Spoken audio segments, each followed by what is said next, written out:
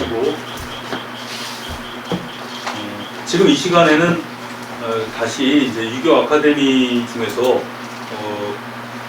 그 유학 사상을 좀 더 심화시켜 가지고 알려드리기 위해서 이제 전문가 선생님을 모셨습니다. 선생님은 서울대학교 규장각 한국학연구원에서 전임 교수로 계시는 노관범 교수님이십니다. 굉장히 어렵게 모셨어요. 보통 이제 유학하는 사람들이 많이 다루지 않는 분야입니다. 지난번에도 근현대 유학을 많이 안 한다 그랬는데 오늘 선생님께는 특별히 당시에 역사학자로서 박원식 선생님이나 신채호 선생님 이런 분들에 대한 역사 교육, 역사 사상 이런 것들을 좀 강의를 해달라고 부탁드렸거든요. 그래서 오늘은 선생님께서 구한말 일제강점기에 만주 쪽에서 아마 많이 아시죠? 뭐 고구려 옛날에 주몽 드라마 보셨잖아요. 동명성황 이야기라든가 바레사라든가 그 당시 알려지지 않았던 우리의 고대사 그것을 이제 연구를 하신 선생님이십니다. 그래서 오늘은 박원식 선생님의 한국사 연구 그거에 대해서 오늘 선생님이 아마 강의를 해주실 겁니다. 그럼 선생님의 강의를 경청하도록 하겠습니다. 마스크 벗고 하셔도 되는데. 괜찮아요? 네네. 편하게 마스크 벗으시면. 네, 저 인사드리겠습니다. 서울대 규장각의 노관범이라고 합니다. 네, 안녕하십니까.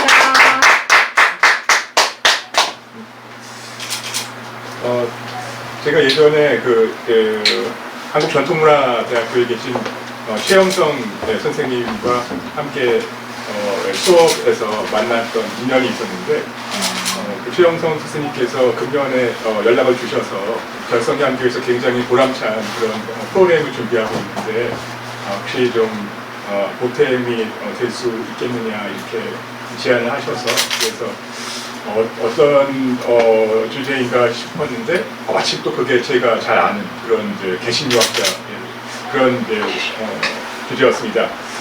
그래서 오늘 제가 준비한 거는요 개신유학자 겸곡 박은식이라고 이렇게 제목을 붙였는데 간단하게 박은식 제가 금년도에 배감 박은식 평전의 책이 곧 나오는데요. 그래서 그 평전에 있는 내용 그래서 이분이 어떻게 일생을 사셨는지 간단하게 말씀을 드리고 그 다음에 이제 오늘의 본격적인 주제가 개신유학자면 사실은 뭔가 조선시대 전통 유학자와는 다르게 현대적인 그런 이제 가치관을 갖고 계신 분이 아닐까 이런 생각이 들 것 같아요. 특히나 이제 이분이 이제 활동하셨던 때는 나라를 잃고 뭔가 민족의 슬픔이 빠져 있었던 그런 때라서 그래서 이분이 이 한국인들 특히 나라를 떠나서 이 교민 사회를 살아가고 있는 그런 해외 동포들에게 용기를 주기 위해서 역사책을 많이 썼거든요. 그 역사책에서 어떤 말씀하셨는지 그런 이야기를 전해드리도록 하겠습니다.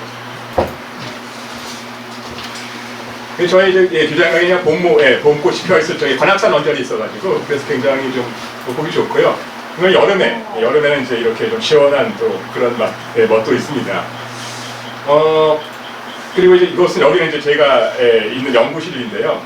가끔 아침에 이렇게 좀 까치가 날아와가지고 창틀에 앉아 있어서 그래서 좀 어느 아침 좀 굉장히 이뻐 보이길래 슬며시 찍었는데 날아가지 않고 계속 있더라고요. 네. 아이고. 네, 저는 이제 그래서 이제 학위 논문이 이제 대한제국기의 박은식과 장지연의 자강사상 연구 이렇게 해서 학위를 얻었고요. 그 밖에 이제 한국의 고전 통변이나 기억의 역정 같은 이제 그런 책도 지었습니다. 이런 책들인데요. 가운데가 이제 이게 저도 이 책을 읽을 줄 모르는데 이게 체코어로 되어 있는 건데요. 고전통변이 이제 이게 1714년부터 1954년까지 한 240년간의 한국의 어떤 50명의 그런 유학자들이 썼던 좀 재미난 소품들을 갖다가 번역하고 해설한 책이거든요. 근데 이게 몇 해 전에 여러분 혹시 소설가 한강이라고 들어보셨죠? 네. 한강의 소설이 해외에 알려진 것도 사실 한국에서 한국문학번역원이라는 곳이 있어서 그래서 그곳에서 이제 한국의 어떤 고전이나 문학을 갖다가 해외에 알리는 그런 이제 그 사업을 하고 있거든요. 저도 이제 운이 좋아가지고 이 고전통변이 한국의 고전을 알리는데 뭔가 요긴하다. 그래서 한국문학번역원의 사업 대상 자료가 되었는데 마침 체코에 있는 프라하의 그 카렐 대학에서 한국학을 하는 분들이 있었는데 이거를 좀 체코어로 번역하고 싶다고 그렇게 해서 나온 책이 이 책입니다. 근데 문제는 저도 체코어를 모르고 있고 그래서 이제 거의 그림같이 보고 있는 건데요. 아무튼 이렇게 해서 그렇지만 이 양 사이드에 이 고전통변이나 기억의 억제는 지금도 이렇게 만나실 수가 있는 그런 책이라고 할 수 있겠고요. 제가 오늘 이제 드리고자 하는 박은식이라는 분은 어떻게 보면 조선시대의 맨 마지막을 사시던 분이기도 하고 어떻게 보면 근대를 처음 시작했던 분이기도 하거든요. 그래서 어떻게 보면은 이 하루를 볼 적에도 하루가 시작하는 이런 막 해가 뜰 때의 여명 같은 그런 그 인생을 사셨다고도 볼 수 있겠고요. 근대의 첫 번째 세대니까요. 그렇지만 또 어떻게 보면은 조선시대의 맨 마지막에 이제 저물어가는 그 시기에 이제 조선 말기를 사셨던 분이기도 하고, 그래서 항상 늘 이 시대의 전환기를 사셨던 분들에게는 이분이 여명의 시기를 사는 분이었을까, 아니면 황혼의 시기를 사는 분이었을까, 그게 사실 궁금한 대목인데요. 오늘 여러분께서는 한번 이 박은식을 한번 만나보시면서 이분이 어떤 시간대에 계셨던 분일까 한번 좀 생각해 보시는 것도 좋을 것 같습니다. 보통 이 박은식 선생 하면은 이렇게 한국의 어떤 대단히 유명한 역사학자, 언론인, 독립운동가 이렇게 잘 알려져 있는데요. 이분은 자는 성칠이고 호가 경국, 대강. 보통 이쪽 왼쪽에 있는 이 사진이 이제 아직 건강을 잃지 않으셨을 적에 그때 이제 해외에서 찍었던 사진이고요. 다행히 현재 이 사진을 찍었던 주인공의 후손이 국가편찬위원회에 이 자료를 기증을 해가지고 그렇게 해서 자료가 잘 알려져 있는 모습입니다.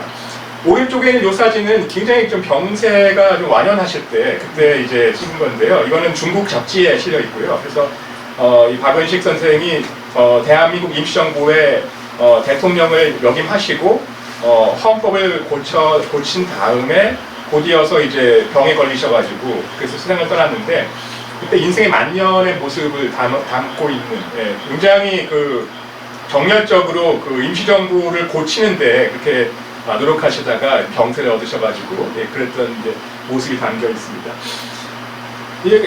이 박은식 선생은 사실은 고향이 황해도 황주인데요. 지금 이게 여기에 이게 대동여지도에다가 이제 채색을 한 그런 겁니다. 원래 대동여지도는 칼라가 아니잖아요. 칼라가 아닌데 그래서 이게 지금 사실은 재령강이 흐르고 있고 이렇게 이 황해도 황주가 여기에 있는데요. 이쪽이 서해바다고요. 남한은요. 근데 이 박은식 선생이 태어난 곳은 이곳에서도 이 아래로 쭉 내려가면은 여기 이렇게 이 산산, 요겁니다. 산산이라고 하는 데가 있는데요. 이렇게 이 언저리가 이제 황주에서는 이게 보통 주남부라고 해가지고 불리는 이제 그곳인데. 그래서 이곳에서 이제 밀양박씨들이 살고 있는 곳에서 태어났다고 알려져 있습니다. 근데 자세한 인적사항은 알 수가 없고요. 이 오른쪽에 있는 게 이제 1906년도에 대한지옥기에서 당시 서울에 살고 있는 사람들한테 이렇게 확인해 주었던 호적부의 이 문서인데 여기에 보면은 이제 이 박은식 선생 이름이 적혀 있고 그 다음에 이제 아버지가 박용호였다 뭐 이런 것도 있고요. 그 다음에 이제 할아버지가 학생, 종록이다, 뭐 이렇게 해서, 그렇게 해서 이제 증조부도 있고요. 그리고 밑에는 이제 차씨, 그 다음에 딸이 있고, 이렇게 해가지고, 서울 생활을 하고 있는 박은식 선생의 이제 가족상을 알려주고 있습니다. 위에 증조부 이상의 선대가 어떻게 황해도 황주에 살고 있었는지 자세한 것은 알 수가 없고요. 당시 평안도나 황해도에 살고 있는 사람들이 대개 자기의 조상을 생각할 적에 이 고조 이상의 먼 조상에 대해서는 전해지는 그 기억도 잘 없고 그래가지고 그곳에 살고 있는 사람들 사이에서는 그런 아주 먼 조상에 대한 사회적인 기억이 굉장히 좀 희미했다고 하는데 이 박은식 선생님도 되게 그런 케이스인 것 같습니다. 할아버지 단계에서 굉장히 농사를 잘 지어가지고 그래서 아주 일가 살림을 갖다가 크게 장만을 했고 그래서 이제 할아버지가 박은식 선생의 아버지한테 열심히 과거 시험 치라고 그렇게 했는데 과거 시험에 매번 낙방을 해가지고 결국은 그 아버지는 서당 훈장을 하면서 그냥 그렇게 그러면서 이제 다시 한번 그 아버지가 박은식 선생한테 꼭 과거 시험을 잘 쳐서 출세하거라 이제 그런 말을 했다고 하지요. 그래서 어렸을 때부터 하지만 그 위로 이제 그 5명이 태어났는데 5명이 다 일찍 요절하는 바람에 그래서 이 아이만큼은 공부를 늦게 시켜야 된다. 그래서 10살 때부터 이제 좀 천천히 공부를 시켜서 그런데 굉장히 아주 그 시도 잘 짓고 아주 한문 공부도 잘하는 거죠. 그래서 상당히 기대를 많이 받았습니다.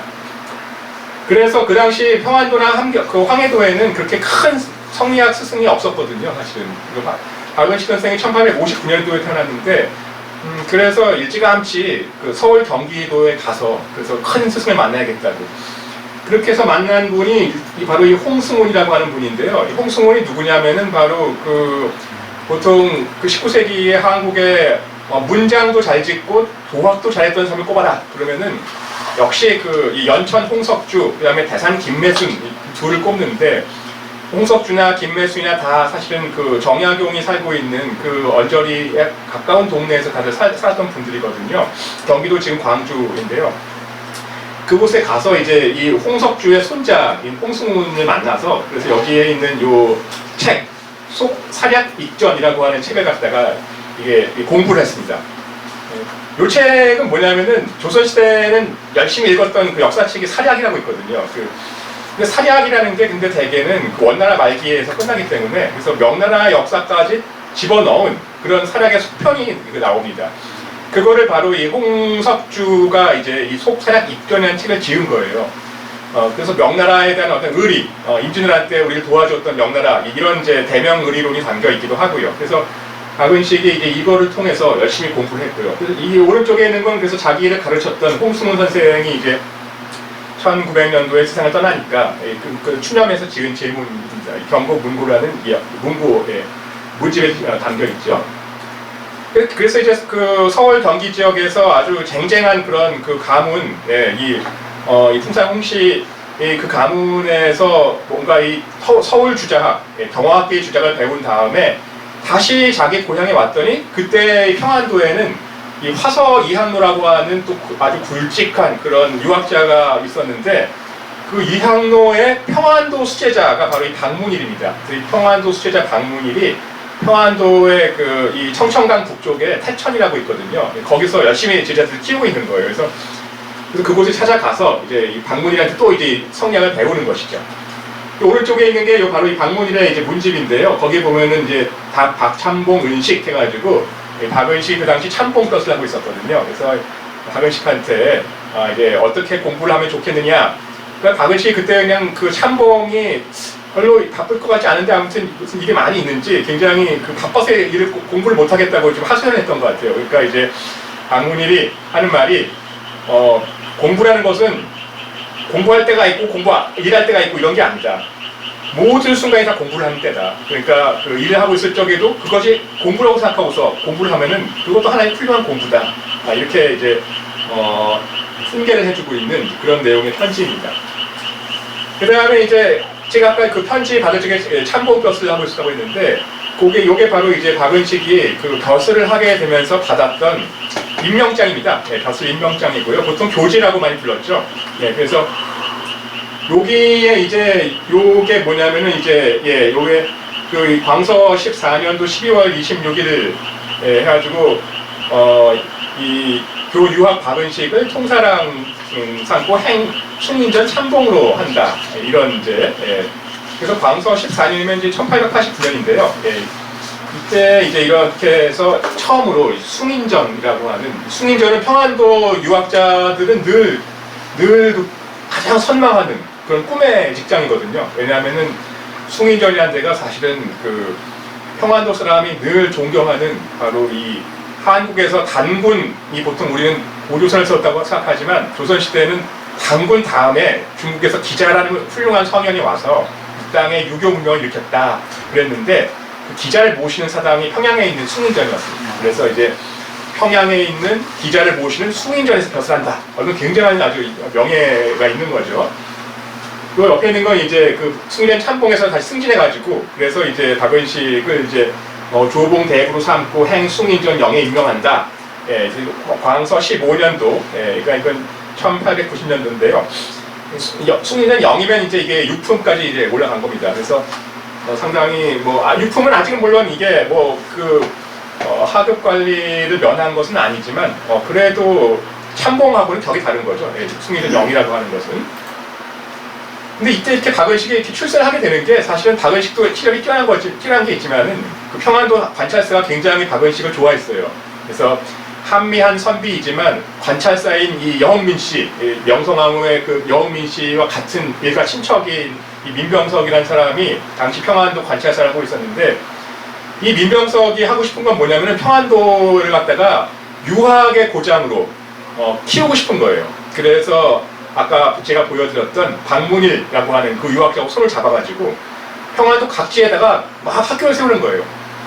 그러면서 그 학교를 세우고 그 학교에서 공부하고 있는 학생들한테 특전을 주는 거예요. 과거 시험을 칠 수 있도록. 그래서 이게 이 덕행 교범이라고 하는 게 바로 이게 그거거든요. 이 민병석이라는 평안도 관찰사가 특별히 막 평안도 곳곳에 학교를 세웠는데 그 학교에 다니는 학생으로서 추천을 받은 사람이 있으면 그 추천을 받은 사람에게 과거 시험을 치도록 이렇게 특권을 주는 거예요. 그래서 그것을 갖다가 이제 그 책으로 이제 만들었어요. 이게 덕행 교범이라고 하는 건데 덕행과라고 하는 특별한 과거 시험을 왜 준비했는가 이제 그러면서 내력을 밝히고 있는 책이고요. 요게 중요한 건데요. 요 동명사제라고 하는 책인데요. 우리가 보통 동명성왕 아시죠? 고구려를 세운 고주몽의 동명성왕은 다 알고 있는 이야기고 이건 고려시대로 다 알고 있었잖아요. 고려시대 때 그 유명한 그 이규보가 지은 동명왕편이라고 하는 장편 대서사시가 쫙 있잖아요.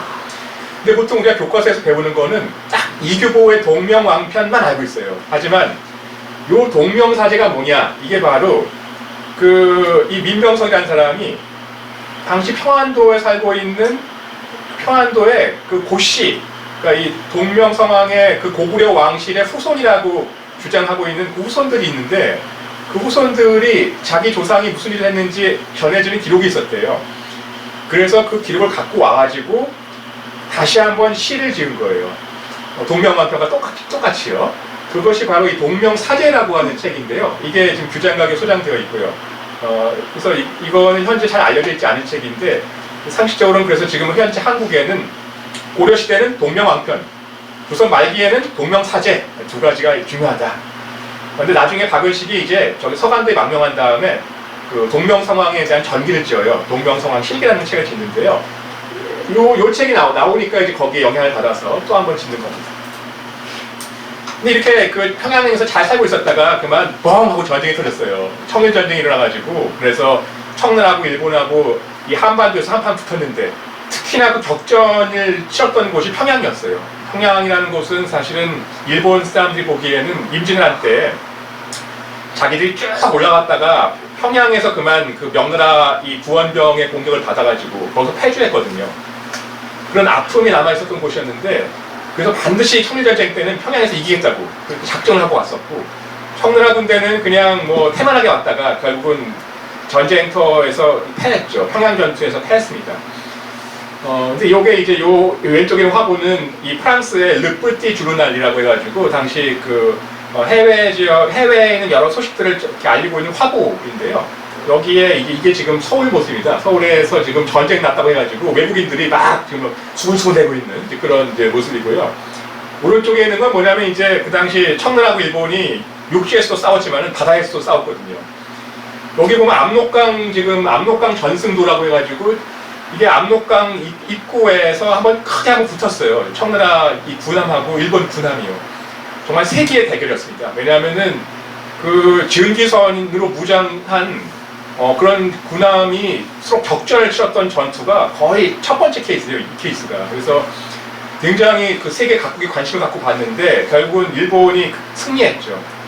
근데 청나라는 자기들이 그 패하지 않았다는 것을 갖다가 국민들한테 그렇게 거짓되게 알리고 싶어가지고 그래가지고 자기들이 이겼다고 이렇게 지금 그다음 상해에서 이렇게 발행되고 있었던 점석제 화보라고 하는 그런 이제 역시 그 이 매체가 있었는데 거기에다 이렇게 이런 모습도 보이고 있습니다.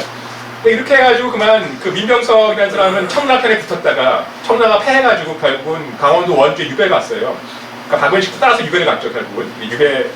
그래서 그 강원도 원주에 지내고 있다가 보니까 이제 청일전쟁이 끝나고 나서 우여곡절 끝에 고종 황제가 경복궁을 탈출해가지고 그래서 이제 지금의 그 덕수궁 자리에 와서 대한제국이라고 하는 새로운 국가를 갖다가 열었습니다. 그러면서 이제 박은식도 다시 서울에 올라오게 되었고 그러면서 이제 이 단계부터 이제 우리가 알고 있는 그 유명한 이제 박은식이 이제 나오게 되는 건데요. 이 대한제국에 와서 그 당시에 서울에 와보니까 박은식이 와보니까 당시 서울에는 그 중국에 있는 서양 선교사들이 한문으로 여러 가지 서양에 대해서 이야기하는 서양을 알리고 있는 책을 많이 지었거든요. 요 왼쪽에 있는 것 같은 거는 이제 19세기에 서양이 어떻게 발전했는지 그런 해서신사라고 하는 역사책에 그 담겨있는 유럽 지도고요. 이것도 박은식을 읽었고요. 오른쪽에 있는 건 이거는 중동전기인데 청나라하고 일본이 싸웠던 청일전쟁을 서양 선교사 알렌이라는 사람이 그걸 하나하나 다 전쟁을 갖다 기록한 거예요. 전쟁사죠. 근데 이 중동전기가 원래는 상해에 살고 있는 알렌이라는 그 서양 사람이 이렇게 지었는데 이게 그냥 그 삽시간에 다 퍼져나가가지고 조선에서도 본 거예요. 정말 훌륭한 책이다. 근데 이 책은 말하는 핵심이 그거거든요. 청나라는 왜 패했는가? 일본은 왜 이겼지?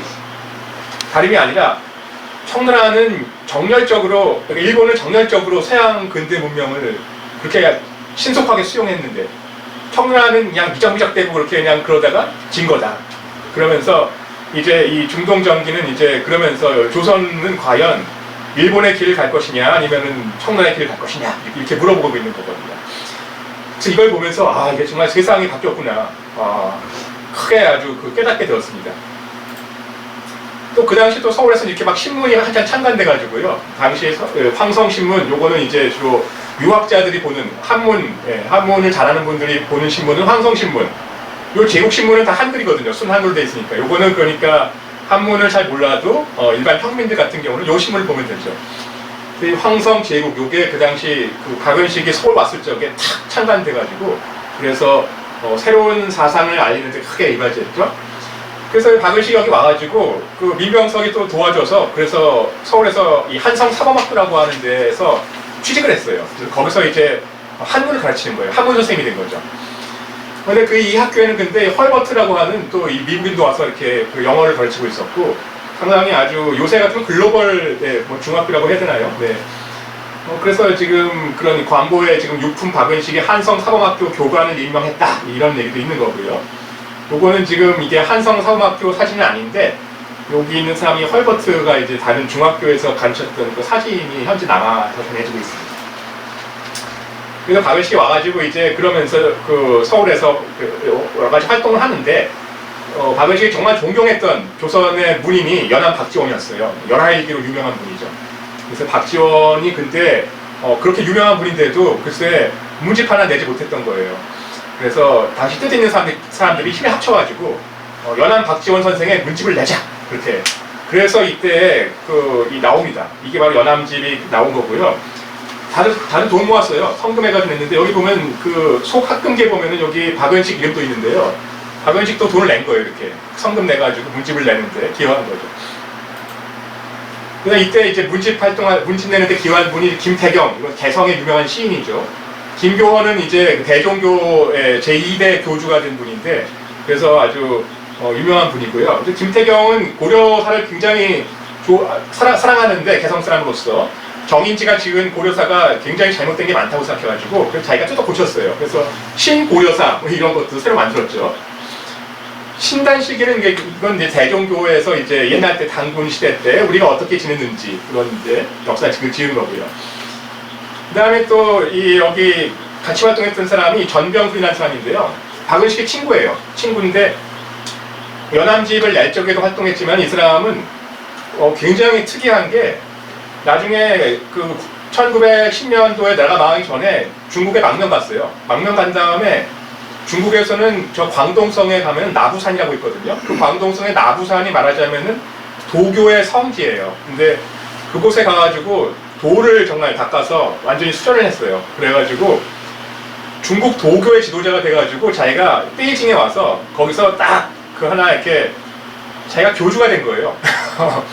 그리고는 그 교주가 돼가지고 책을 냈어요. 이게 바로 정신철학 통편이라는 책인데 이 책이 뭐냐면 유학에다가 도교에다가 서양 철학을 섞어가지고 그래서 이제 새로운 20세기 철학을 갖다가 만든 굉장히 걸작입니다. 그 다음에 손정영 같은 사람은 이제 밀양에 아주 뜻있는 교육자였고요. 이런 분들이 다 이제 연암집 만드는데 참여했던 그런 이제 분들이죠. 박은식도 이제 그러면서 이게 뭔가 한국이 바뀌어야 된다. 그래서 어떻게 하면 한국을 바꿀 수 있을까? 교육이 중요하다.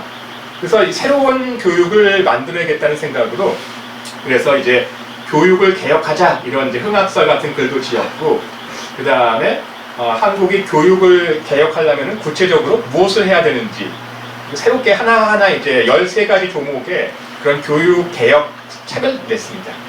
이게 그 한국에서는 지금도 교육학계에서는 근대 한국의 교육에 관한 책자로서 제일 첫 번째 책이다라고 평가할 정도로 중요한 책입니다. 그러니까 박은식 하면은 뭐 여러 가지 많은 일을 했는데 일단은 그 한국 근대 교육학에서 중요한 일을 했다는 걸 알 수가 있고요. 근데 이제 근데 이때쯤에 해서 갑자기 또 이번에는 한국에서 뻥 하고 러일 전쟁이 터졌어요. 그래서 러시아하고 일본이 또 한 번 붙게 되었는데요. 여기서 일본이 승리합니다. 그러니까 이제 일본이 한국을 이제 그 완전히 접수하려고 그래가지고 이제 이 조약을 체결을 하고 구체적으로 이제 한국에다가 모두 정부에다가 외국인 고문관들 다 파견해가지고 그렇게 해서 한국을 보호국으로 삼으려고 하는 거거든요. 그리고 우리가 알고 있다시피 얼마 안 지나가지고 결국은 이 1905년도 11월 17일 밤 12시에 바로 그 유명한 을사오조약이 강제로 체결되는 그런 아픔의 시기를 겪습니다. 그쪽에 이제 그 한국에서는 우리가 독립을 잃었구나. 근데 딱 보니까 한국하고 가장 아주 비슷한 케이스의 국가가 있는 거예요. 그 국가가 바로 이집트예요. 그래서 그 이집트가 어떻게 근대에 들어와서 영국에게 나라 권리를 뺏기고 식민지가 되어가는지 그 이야기가 담긴 게 바로 이 애굽 근세사입니다. 그래서 이집트가 겪었던 그 슬픔의 역사, 고난의 역사를 이 국화문으로 번역해가지고 국민들한테 알리는 거죠. 이제 그렇게 해서 이 애굽 근세사를 냈고 이렇게 시리아 방송대국은 이제 그 을사오조약을 겪었을 적에 일본군이 다 서울을 점령한 다음에 이 사실을 갖다가 알리지 못하도록 다 이렇게 완전히 그 재갈을 물렸는데 장지현이라는 사람이 이제 일본의 감시망을 뚫고서 이거를 황성신문에다 기록을 낸 거예요. 그래서 이 시리아 방송대국은 정말 이날이야말로 뭐 정말 소리내어 크게 울어야 할 날이다 이런 얘기가 되겠죠. 그래서 이 오조약이 어떻게 해서 이게 제출되었는가 뭐 이렇게 크게 아주 이 황성신문에 그대로 이 이야기가 담겨 있고요. 장지현은 이거 내자마자 곧장 체포됐어요. 체포되고 황성신문은 완전히 폐쇄당하고 그러니까 이 기사는 이 유명한 시리아 방송대국은 나갔지만은 많이 못 봤어요 국민들이. 근데 그걸 이제 박은식이라는 분이 대한매일신보에다가 그걸 다시 이걸 실었어요. 싣고 외국인도 알아야 된다 해가지고 외국인들한테 알리기 위해서 영어로 번역 해가지고 박은식이 번역한 건 아니지만은 아무튼 그 외국인한테 시켜가지고 번역해서 그래서 이 더 코리아 데일리 뉴스라고 하는 이 대한매일신보 영문판에다가 쫙 하고 알렸습니다. 이렇게. 그래서 한국이 정말 지금 큰일 났구나 이렇게 알리는데 성공했죠. 그러면서 이제 박은식은 열심히 사회 활동을 합니다. 그래서 이제 대한자강회, 한국이 왜 이렇게 우리가 일본의 이 나라의 이 국권을 잃었는가? 우리가 실력을 못 키웠기 때문이다. 그러니까 우리 스스로의 힘으로 실력을 키우자. 그게 바로 자강이라는 뜻입니다. 대한자강회 뭐 이런 것도 만들었고요.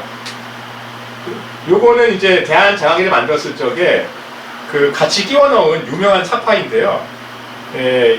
을사오주약 하면 여러분 생각나는 한국의 유명한 분 있죠? 이렇게 그 칼로 자살했던 분, 이 민영환이라는 분이 이제 이 분통함을 못 이겨가지고 칼로 자살을 했는데, 이분이 그렇게 돌아가신 다음에 이분이 머물렀던 이 서울에 있는 계동 그 저택에서 글쎄 이 피를 흘렸던 그곳에서 대나무가 이렇게 자란 거예요. 그래서 이 대나무를 가리켜가지고 그 당시에 혈족이라고 불렀어요.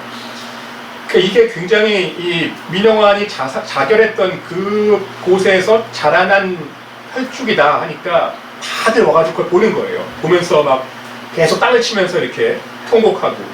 이때 그 당시 활동했던 한국의 유명한 화가가 있는데, 바로 그 화가가 안중식이라는 화가가 있는데요. 그분이 이제 요 그림을 그린 거예요. 그래서 이거를 대한자강회에다 띄운 거죠. 그러니까 국민들이 다 이거 보면서 이제 막 분개를 하는 거죠, 이렇게. 이런 이제 애국계몽운동이라고 하는 그런 이제 운동도 하는 거고요. 이제 그렇게 하는데, 또 그렇게 해서 좋은 뜻으로 출발한 운동이었는데, 또 개중에는 사기꾼, 협작꾼, 어느 시대나 마찬가지죠. 그런 사람들이 막 운동을 갖다 타락시키니까. 그래서 이들을 가리켜서 그 당시에 사회의 가짜지사다, 가지사라고 불렀고요. 그런 이 가지사를 어떻게 하면 우리가 고쳐야 되는가, 진짜로 운동해야 되는데, 그런 생각을 하게 되었습니다.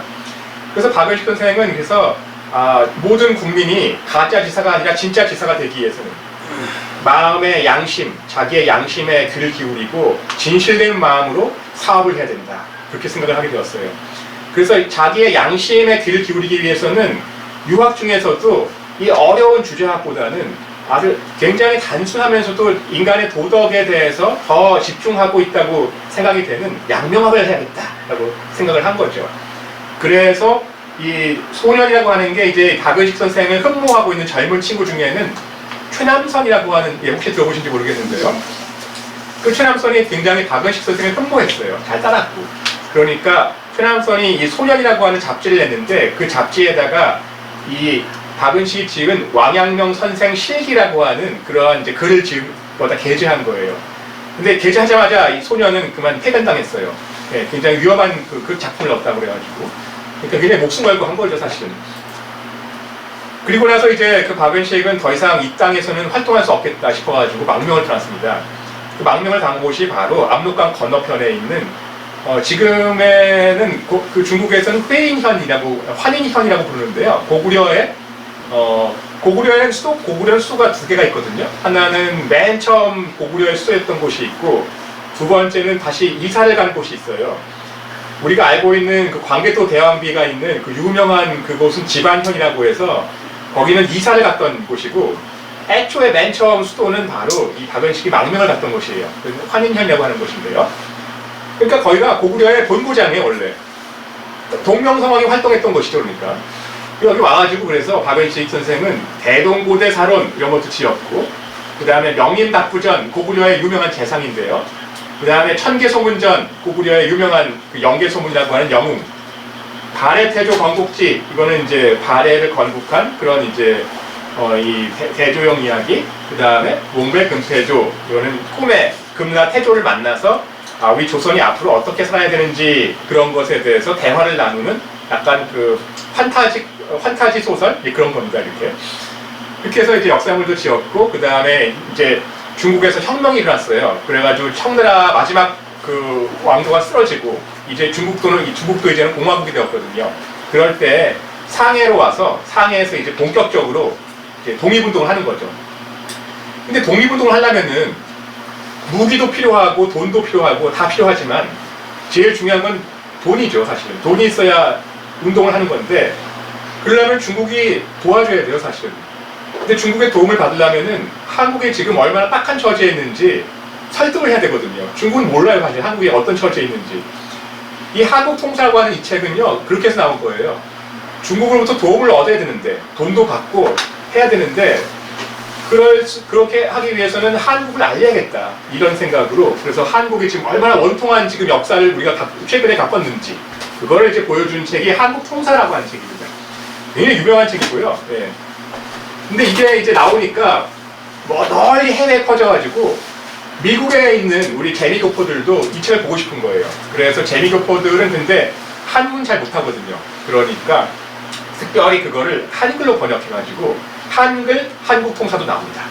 여기 오른쪽에 있는 이 책 번역인 김병식이라는 요 분이 이제 그 당시 그 미국에서는 상당히 한문 소양이 풍부한 그런 분으로서 잘 알려져 있었습니다. 근데 박은식 책이 나오니까 이제 이 책을 갖고 이 책을 중국에서도 굉장히 많이 중국 사람들이 샀고요. 그리고 박은식도 만나면 계속 선물하는 거예요. 중국 사람 만나면은. 근데 어느 날 보면은 요게 뭐냐면은 박은식이 어느 날은 상해에서 이 한국 통사를 그 중국 사람을 만나가지고 선물을 하고 필담을 나누는데 박은식은 중국어 못하거든요. 그러니까 이제 한문으로 쭉 이렇게 글을 써가지고 주고받는 건데요. 그런데 이 책도 선물하면서 그 중국인 지인한테 정말 내가 꼭 해주고 싶은 말이 있다. 그러면서 지금 중국도 굉장히 나라 모양이 말이 아니고 한국도 지금 완전히 나라를 잃었고 굉장히 절망적이지만 하지만 우리가 계속 노력하고 또 노력하면은 언젠가 좋은 날이 올 것이다. 그러면서 자기가 제일 존경하는 시조를 적어주겠다. 그래서 그 시조가 이제 태산가라고 하는 시조죠. 예, 그래서 태산이 높다 하되 하늘 아래 매이로다. 그렇죠? 오르면 못 오르려 없건만은 사람이 오르지 않고 배만 높다. 이런 이제 그 한국 배만 높다. 예, 이렇게 되어 있고 이거는 이제 한자로 이제 한문으로 이제 또 역시 마찬가지로 태산에 대해서 이렇게 쓰고 있는. 그래서 이제 한국의 이학가라고 그래가지고 박은식을 갖다가 이제 한국 이학가, 한국의 성리학에 굉장히 달통한 분 해가지고 그렇게 그런 이제 그러니까 박은식은 이 시조를 갖다가 보통 우리는 현재 양사원이라는 분이 지었다고 알고 있는데 이 당시에는 이제 박은식도 그렇고 최남선도 그렇고 이거를 율곡 선생이 이 시조를 지었다고 잘못 알고 있었어요. 그래서 그 이제 이야기까지 같이 소개해주는 그런 이야기입니다. 그리고 나서 이제 다시 그 세월이 흘러가지고 1차 세계대전을 겪고 난 다음에 드디어 세계대전이 끝나고 미국 대통령 윌슨이 이제는 이 고통받고 있는 이 약소 민족들에게 해방을 시켜준다더라. 그런 이제 민족 자결주의 얘기가 들리는 거예요. 그래서 이제 거국적으로 3.1운동이 일어났죠. 사실 3.1운동 때 민족대표 33인 하면은 역시 뭐니 해도 일단 이 3.1운동은 자금도 그렇고 조직도 그렇고 천도교가 압도적으로 이 운동을 만든 거거든요. 거기에 기독교가 도와주고 이제 불교가 도와준 건데요. 근데 손병희 선생은 이거 3.1운동 안 될 거 알았어요, 사실은요. 이거 한다고 뭐 독립되는 거 아니라고 알고 있었어요. 하지만 안 되는 줄 알지만 그렇지만은 전체 한국인이 이렇게 독립을 원한다. 이것을 세계에는 꼭 알려주고 싶다.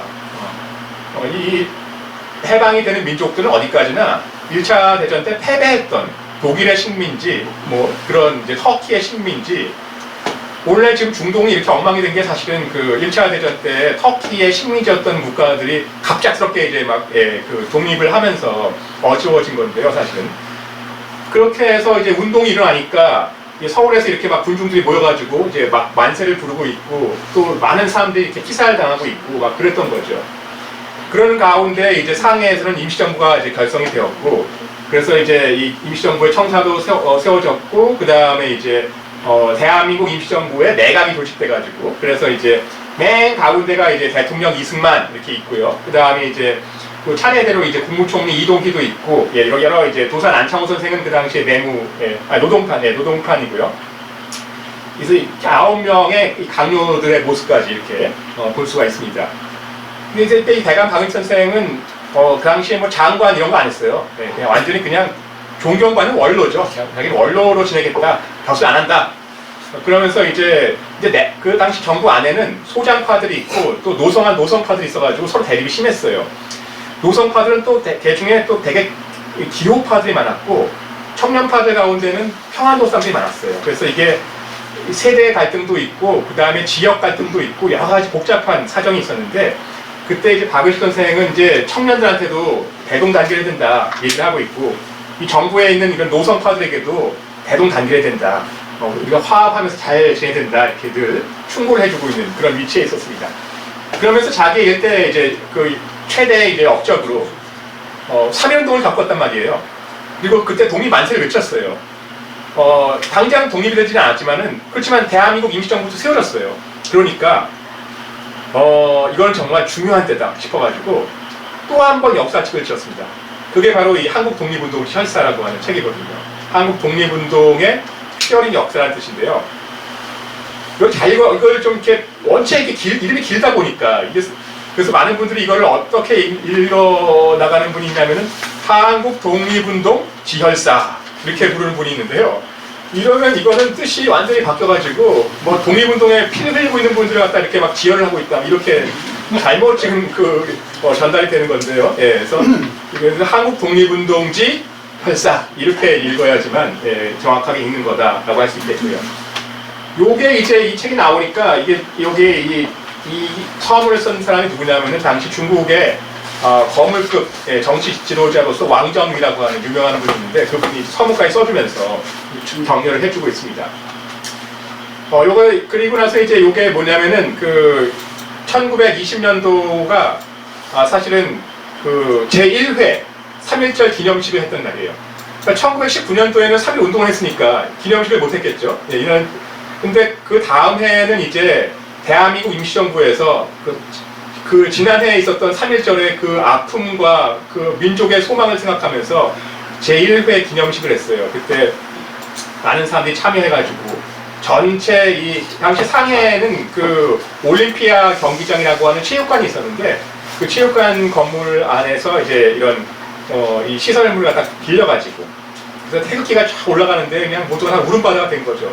그러면서 여러분 이렇게 올라간 태극기가 다시 내려가게 하시겠습니까? 아니면 이 태극기를 계속 붙들고 계시겠습니까? 하고 이렇게 피 맺힌 목소리로 여운형 같은 사람이 얘기를 하니까 장내에 또 한 번 울음바다가 되었고 이런 이제 그런 사연이 담겨 있는 사진입니다. 그래서 작년도가 2020년이 사실은 3.1절 기념식 100주년이 되는 이제 그런 해가 되었고요.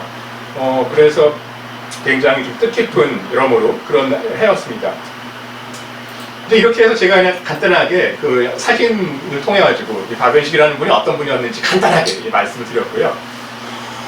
이제부터는 그냥 그 두 번째 파트인데 이제 제가 나눠드린 아마 자료의 내용들이 여기 담겨 있을 것 같아요.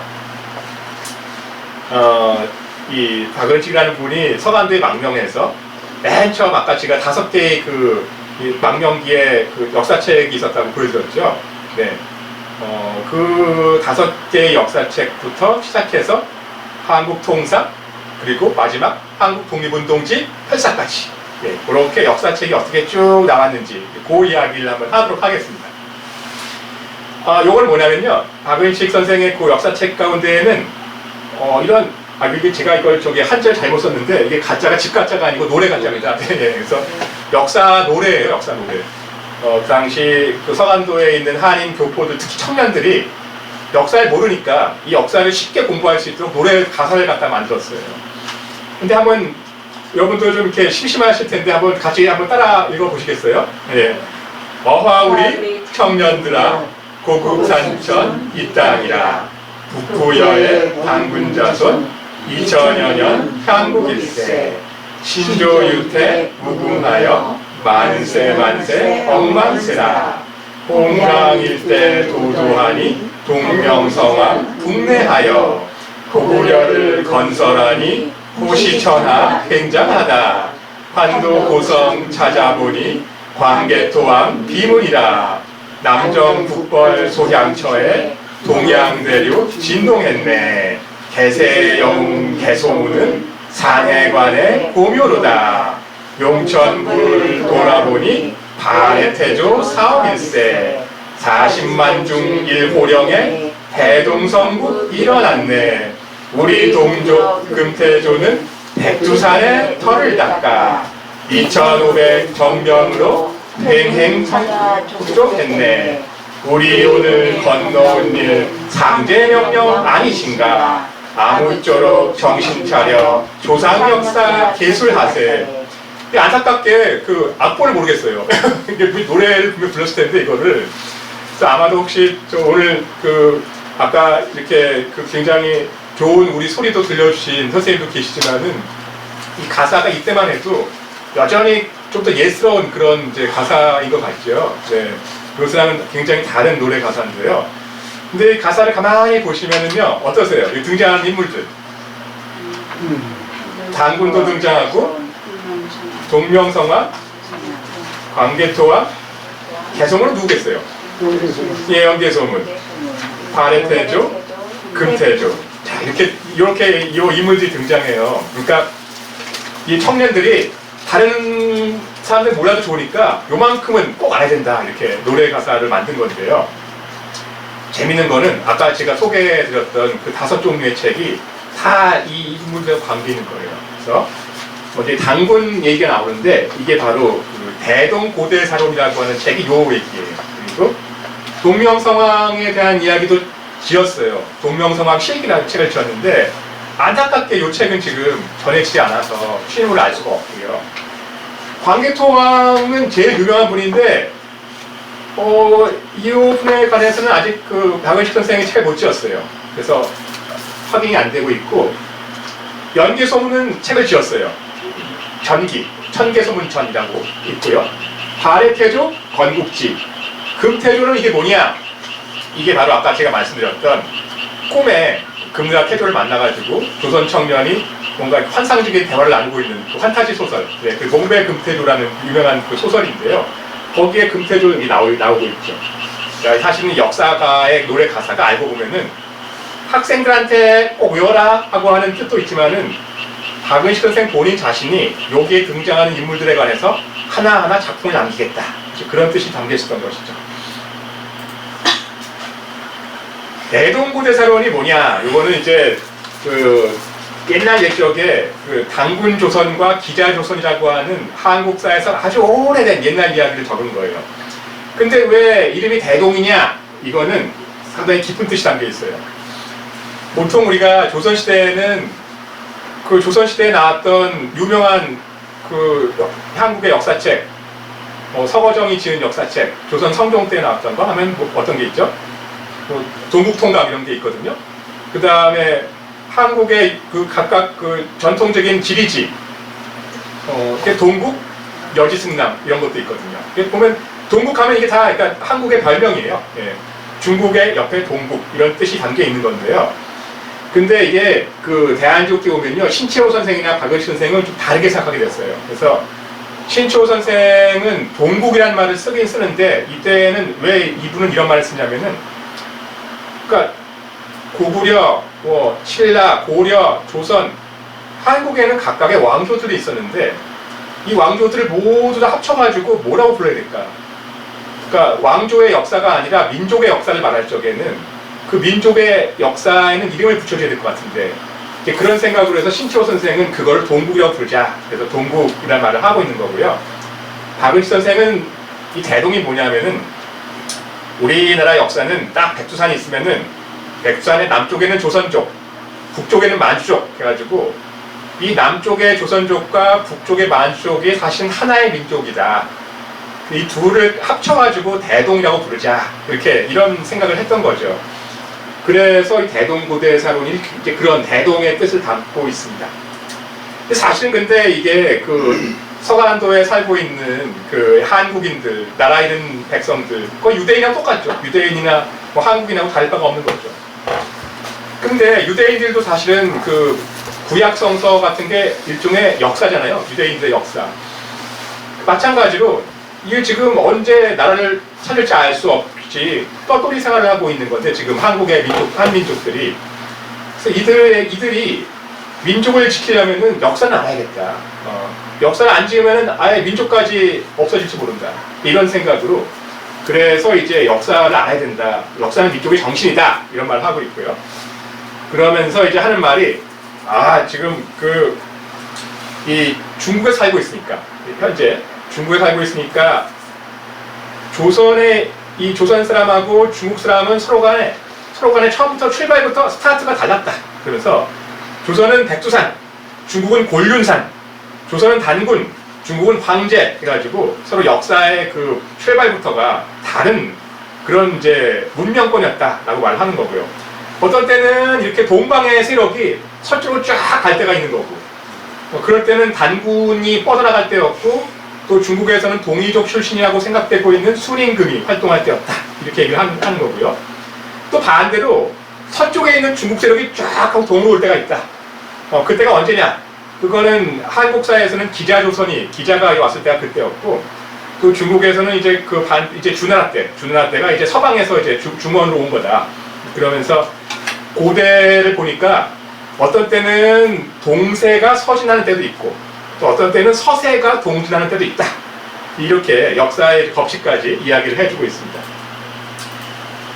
그 다음에 이제, 동명성황, 그 다음에 요게 동명성황 실기하고 발해태조 광복지인데요. 이건 뭐냐면요. 박은치 선생이 보기에는 이 동명성황 이야기하고 대조영 이야기를 꼭 배워야 돼요. 알아야 될 것 같아요. 왜냐 하면요. 이분들은 일단은 건국한 분이죠. 고구려를 세운 분, 발해를 세운 분이잖아요. 근데 박은식은 단순히 건국한 분이 아니다. 이렇게 보는 거예요. 이분은 건국을 한 분이 아니라 광복을 한 분이다. 라고 말하는 거거든요. 이 건국하고 광복은 다르거든요. 광복하면 이거는 되게 옛날 때 한문 고전에서 자주 나오는 광복은 후한. 그러니까 한나라는 원래 항우와 유방의 대결 속에서 유방이 승리하니까 이제 유씨 가문이 쭉 한나라를 이어갔던 건데, 중간에 글쎄 외척 세력이었던 왕망이라는 사람이 등장해가지고, 그래서 이렇게 자기가 황제의 자리를 빼앗아서 그래서 신나라를 세웠다가, 그랬다가 그만 이제 각 지방에 있는 유씨 일가들 가운데에서 유수라고 하는 사람이 들고 일어나가지고 그래서 왕망을 내쫓고 다시 한나라를 회복했거든요. 이게 후한이거든요. 그러니까 중국사에서는 그 사건을 가리켜가지고 옛날에 그런 왕조의 그런 이 전통을 회복했다 해서 그걸 가리켜서 광복구물이라는 말을 썼어요. 그 말이 이제 말하자면은 송나라 때 사마광이 지었던 자치통감에 그 이야기가 적혔고, 그래서 오랫동안 광복하면은 사람들의 머릿속에서는 그거는 마치 후한이 전한을 다시 회복했듯이 왕조를 회복한 것이 광복이거든요. 그런데 박을식 선생은 그 관점에서 약간 더 올라가가지고 고구려의 동명성황은 사실은 알고 보면은 한나라가 고조선을 멸망시키고 거기다가 한사군을 설치했는데 그 한사군을 내쫓고 다시 원래의 고조선을 회복했다. 그게 우리의 동명성황이다라고 보는 거예요. 이러면 동명성황은 고씨고, 말하자면은 단군은 고씨가 아니니까 이거는 사실은 이 중국에서 말하는 광복은 아닌 거예요, 사실은요. 하지만 박은식 선생이 보기에는 그래도 민족을 다시 광복한 거 아니냐, 이런 생각에, 그래서 동명성황은 바로 고조선을 광복한 분, 그 다음에 발해태조 대조영은 고구려를 멸망시킨 당나라를 내쫓고 다시 고구려를 광복시킨 분, 이렇게 이제 얘기하는 거죠. 그리고 나서 이제 이 광복이라는 것은 그런 의미가 있으면서 동시에 또 이 동명성황하고 발해태조는 사실은 이분들이 굉장히 위대한 문명을 일으킨 분이다. 건국의 아버지다. 또 이런 얘기도 하고 있습니다. 근데 그 당시 건국하면은 보통 한국 사람들이 알고 있는 건국은 대개 스위스의 건국, 미국의 건국, 이탈리아의 건국이 제일 유명했어요. 특히 스위스의 건국 유명한데 왜 유명하냐면은 여러분도 혹시 이렇게 서양의 어떤 유명한 사과가 3개가 있다고 하죠. 네. 서양의 어떤 종교, 철학, 역사를 모두 아울러서 보았을 적에 그래서 하나의 첫 번째 사과는 바로 구약 성서에 등장하는 사과. 네. 사과를 먹고 선악을 알게 되는. 네. 또 하나의 사과가 있다고 하죠. 네. 그게 바로 영국의 과학자 뉴턴이 바로 나무에서 뚝 하고 떨어지니까 그래서 지구에 중력이 있네. 이건 과학의 사과라고 말을 하는 거죠. 나머지 하나의 사과는 무엇일까요?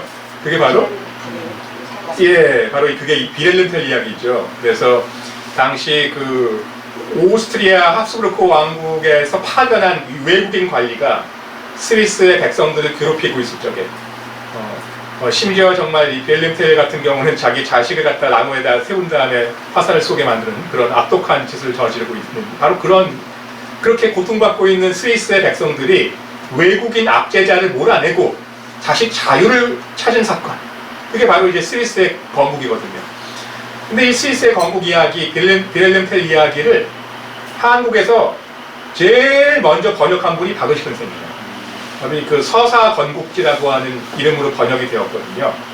그래서 그 박은식 선생은 1907년에 아직 한국이 그 나라를 완전히 뺏기기 전에 그때 이제 스위스의 빌헬름 텔 이야기를 번역하면서 우리도 꼭 우리를 괴롭히고 있는 외국인 압제자를 내몰고 스위스 백성같이 자유를 찾았으면 좋겠다 이런 생각으로 지었던 거죠.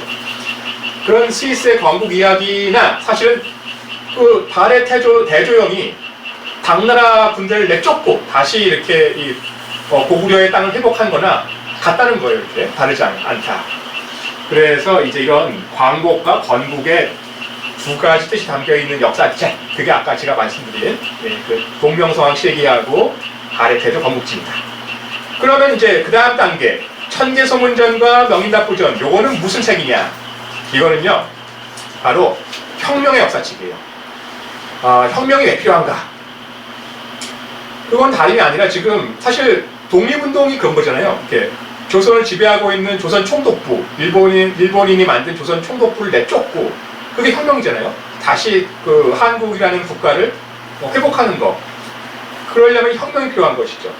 근데 우리가 과거에 혁명의 전통이 있었나? 우리 한국인은 혁명을 할 수 있는 힘이 있나? 그런 걸 봤을 적에 보니까 고구려에 있는 거예요. 고구려에 혁명을 했던 분들이 있다. 첫 번째 혁명이 뭐냐? 그게 바로 명인답부라고 하는 분이 했던 혁명.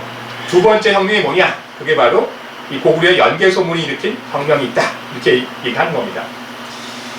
그 명인답부는 어떤 분이냐면 보통 고구려에는요 유명한 재상이 둘이 있었다고 그래요. 한 분은 그 고구려의 유명한 사회제도, 이 가난한 백성들한테 국식을 꿔줬다가 나중에 가을에 그걸 돌려받는 제도, 그걸 보통 진대법 이런 말 하잖아요. 고구려의 아주 좋은 제도라고. 근데 이 진대법을 실시했던 고구려의 그 재상이 바로 을파소라고 하는 분이 있어요. 그래서 을파소가 제일 유명한 분인데 을파소 못지않게 또 유명한 분이 누구냐면 이 명인답부예요. 이 명인답부라는 분은 굉장히 그 고구려의 이 태조왕의 이 태조왕 당시부터 활동했던 아주 그런 이제 정치 지도자로 알려져 있는데 사실은 이 아까 제가 말씀드렸던 이 대종교 계통의 이 단군을 신앙하는 그 대종교의 계통에서는 명인답부가 단순히 재상이 아니라 이 종교 지도자였다. 고구려의 종교 지도자였다라고 그런 이야기가 전해지고 있었거든요. 그래서 이 명인답부라는 사람이 그러면은 어떤 일을 했냐면은 태조왕이라고 하는 분은 고구려에서도 이름이 태조. 그래서 굉장히 보통 우리가 알고 있는 고구려의 건국자는 동명성황인데 동명성황은 아마도 고구려를 처음 건국한 분인 것 같고 제6대인가요? 태조왕 때 되면은 이때 고구려가 다시 한번 건국했다. 이렇게 지금 학계에서는 보고 있습니다. 근데 그 태조왕이 오래오래 살았는데 그만 그 동생이 나는 언제 왕이 될 수 있을까? 형이 계속 오래오래 살고 있으니까요. 그래가지고 형을 내쫓고 형을 갖다가 그 별궁에다 유폐시킨 다음에 그러니까 일종의 쿠데타죠. 그래가지고 제가 왕이 됐어요. 이제 그런 이제 상태에 있었는데 그 왕이 바로 수성왕입니다. 그러니까 이 수성왕이 왕이 된 다음에 완전히 그냥 거의 철권 통제, 완전히 전 정치를 펼치니까 거의 고구려의 백성들과 고구려의 이 신하들이 거의 불만이 막 폭발할 지경인데 그런데 갑자기 어느 날 그 별궁에 유폐되어 있던 태조왕이 그냥 별세한 거예요. 그 세상을 떠나니까 장례를 치러야 될 것 같고 그래가지고 고구려 사람들이 다 태조왕의 장례를 치르기 위해서 다 모였는데 그때 이 명인답부가 즉석 연설을 하는 거예요. 그래서 고구려 백성들이요 지금 이렇게 혹독하게 우리를 탄압하고 있는 이 수성왕에게 우리가 언제까지 이렇게 지배를 받아야 하겠습니까? 즉석 연설을 했더니 모두가 다 호응했어요. 그래가지고 즉석에서 군사를 조직해가지고 거의 민간의 게릴라 부대죠, 하여튼간에. 그 민군을 조직한 다음에 그냥 쳐들어간 거예요, 이렇게. 그래서 이제 수성왕의 이 호위 군사들과 싸워서 그 친위 부대를 몰아내고 그래서 다시 이제 이 명인답부가 이 수성왕을 갖다 죽인 다음에 새로 왕을 옹립했어요. 이제 이 사건이 이제 고구려에서의 혁명인데, 명인답고의 혁명인데, 이런 이야기를 자세하게 했을 적에 사실 박은식 선생은 몰랐을 거예요. 정확히 이 책은 1911년도에 나왔는데 8년 후에 이걸 몰랐을 거예요. 8년 후에 어떤 일이 있었느냐면요, 1919년도 어떤 분이 죽었죠? 조선에서? 황제. 예, 고종 황제가 사실은 그 1900, 물론 이제 음력으로 이제 무오년에 별세했다고, 부모했다고 하지만은 아무튼 양력으로는 1919년도에 1월이거든요. 근데 생각해보면은 고종 황제가 그렇게 세상을 떠난 다음에 장례를 치르기 위해서 원래 3월 3일 날 국장을 치르려고 다 모인 거거든요. 이렇게 서울에 다 모였는데, 그 장례를 치르기 위해서 그때 이제 손병희 선생을 포함해가지고 천도교, 기독교, 불교에 있는 그 3.1운동 지도자들이 3일 만세 시위를 한 거거든요. 똑같아요. 이 명인답부전에서 지금 이 태조왕이 죽은 다음에 장례 측에서 모이니까 즉석에서 연설해가지고 이제 막 그 시위를 했던 그런 사건이나 3.1운동 때의 사건이랑 똑같은 거예요. 아마도 제가 보기에는 이 박은식 선생이 지은 이 명인답부전 이야기를 읽었던 그 당시 서간도의 한인 자제들, 교민들은 8년 후에 3.1운동을 겪었을 적에 깜짝 놀랐을 거예요. 어떻게 이렇게 소설 속 이야기와 비슷하게 나갔을지. 그래서 이러한 이제 스토리가 담겨 있는 게 이제 명인답부의 혁명 이야기고요. 아마 제 생각에는 박은식 선생은 고종 황제가 지금 거의 갇혀 있었잖아요. 네, 나라 망한 다음에 덕수궁에. 그러니까 아마 이 소설 쓸 적에도 생각을 하고 있었을 것 같아요, 사실. 그 다음에 이제 연개소문전은 뭐냐면은, 역시 연개소문이, 원래 연개소문은 사실은 그 고구려의, 지금 와서 보기에는 독재자라고 할 수가 있는 건데요, 이렇게. 쿠데타를 일으켜가지고 국가의 권력을 다 장악한 인물인데, 근데 이 연개소문은 사실은 이 영유왕을 죽이고 자기가 권력을 장악한 다음에 허수아비 고장왕을 앉힌 그 사람인데, 그 영유왕이라는 사람은 원래는 사실은 그 을지문덕 장군이 이제 수나라하고 이제 크게 격돌을 했을 적에 을지문덕 장군은 육군을 통솔했고, 그리고 사실은 이 영유왕이라는 사람은 그 당시에 건무라고 하는 이름으로 불렸는데, 그 건무는 그 해군을 맡았어요. 그래가지고 그 당시에 큰 공로를 세웠던 사람이었는데, 근데 이 건무가 이제 왕이 된 다음 보니까 자기는 비록 을지문덕과 함께 수나라하고 열심히 싸웠던 그런 이제 사람이었지만, 지금 중국을 보니까 중국은 수나라가 무너진 다음에 당나라가 세워졌는데, 이 당나라가 지금 보통이 아니에요. 그래서 함부로 당나라하고 그렇게 불편한 관계를 가지면 안 되겠다. 그래서 이 건무라는 사람은, 이 영유왕은 당나라에 대해서 화평한 관계를 맺자, 그런 유화책을 갖다가 썼거든요. 근데 이 연개소문이 근데 그게 마음에 안 들었던 거예요. 그래서 결국은 이제 혁명을 일으킨 건데, 근데 박은식 선생은 근데 이 상황을 어떻게 보고 있냐면은, 연개소문을 그래서 원래 전통적으로는 아주 못된 사람이라고 했어요. 예, 그게 동국통감이든 무슨 다 그렇게 봤어요. 나쁜 사람이다, 연개소문은. 근데 박은식 선생은 반대로 연개소문은 진짜 혁명가다, 그러면서 이분은 좋은 분이다.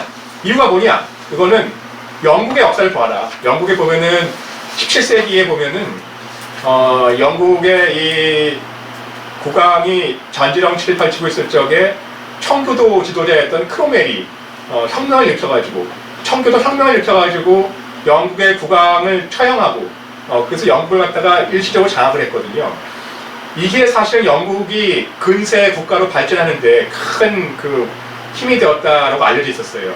그래서 연개소문은 이렇게 뭐 동국통감 이런 데는 나쁘다고 되겠지만은, 그러나 요새 서양사 이거 보니까 오히려 이분이야말로 사실 크로멜 같은 분이다, 이렇게 혁명가였다, 막 그렇게 막 얘기하는 거죠.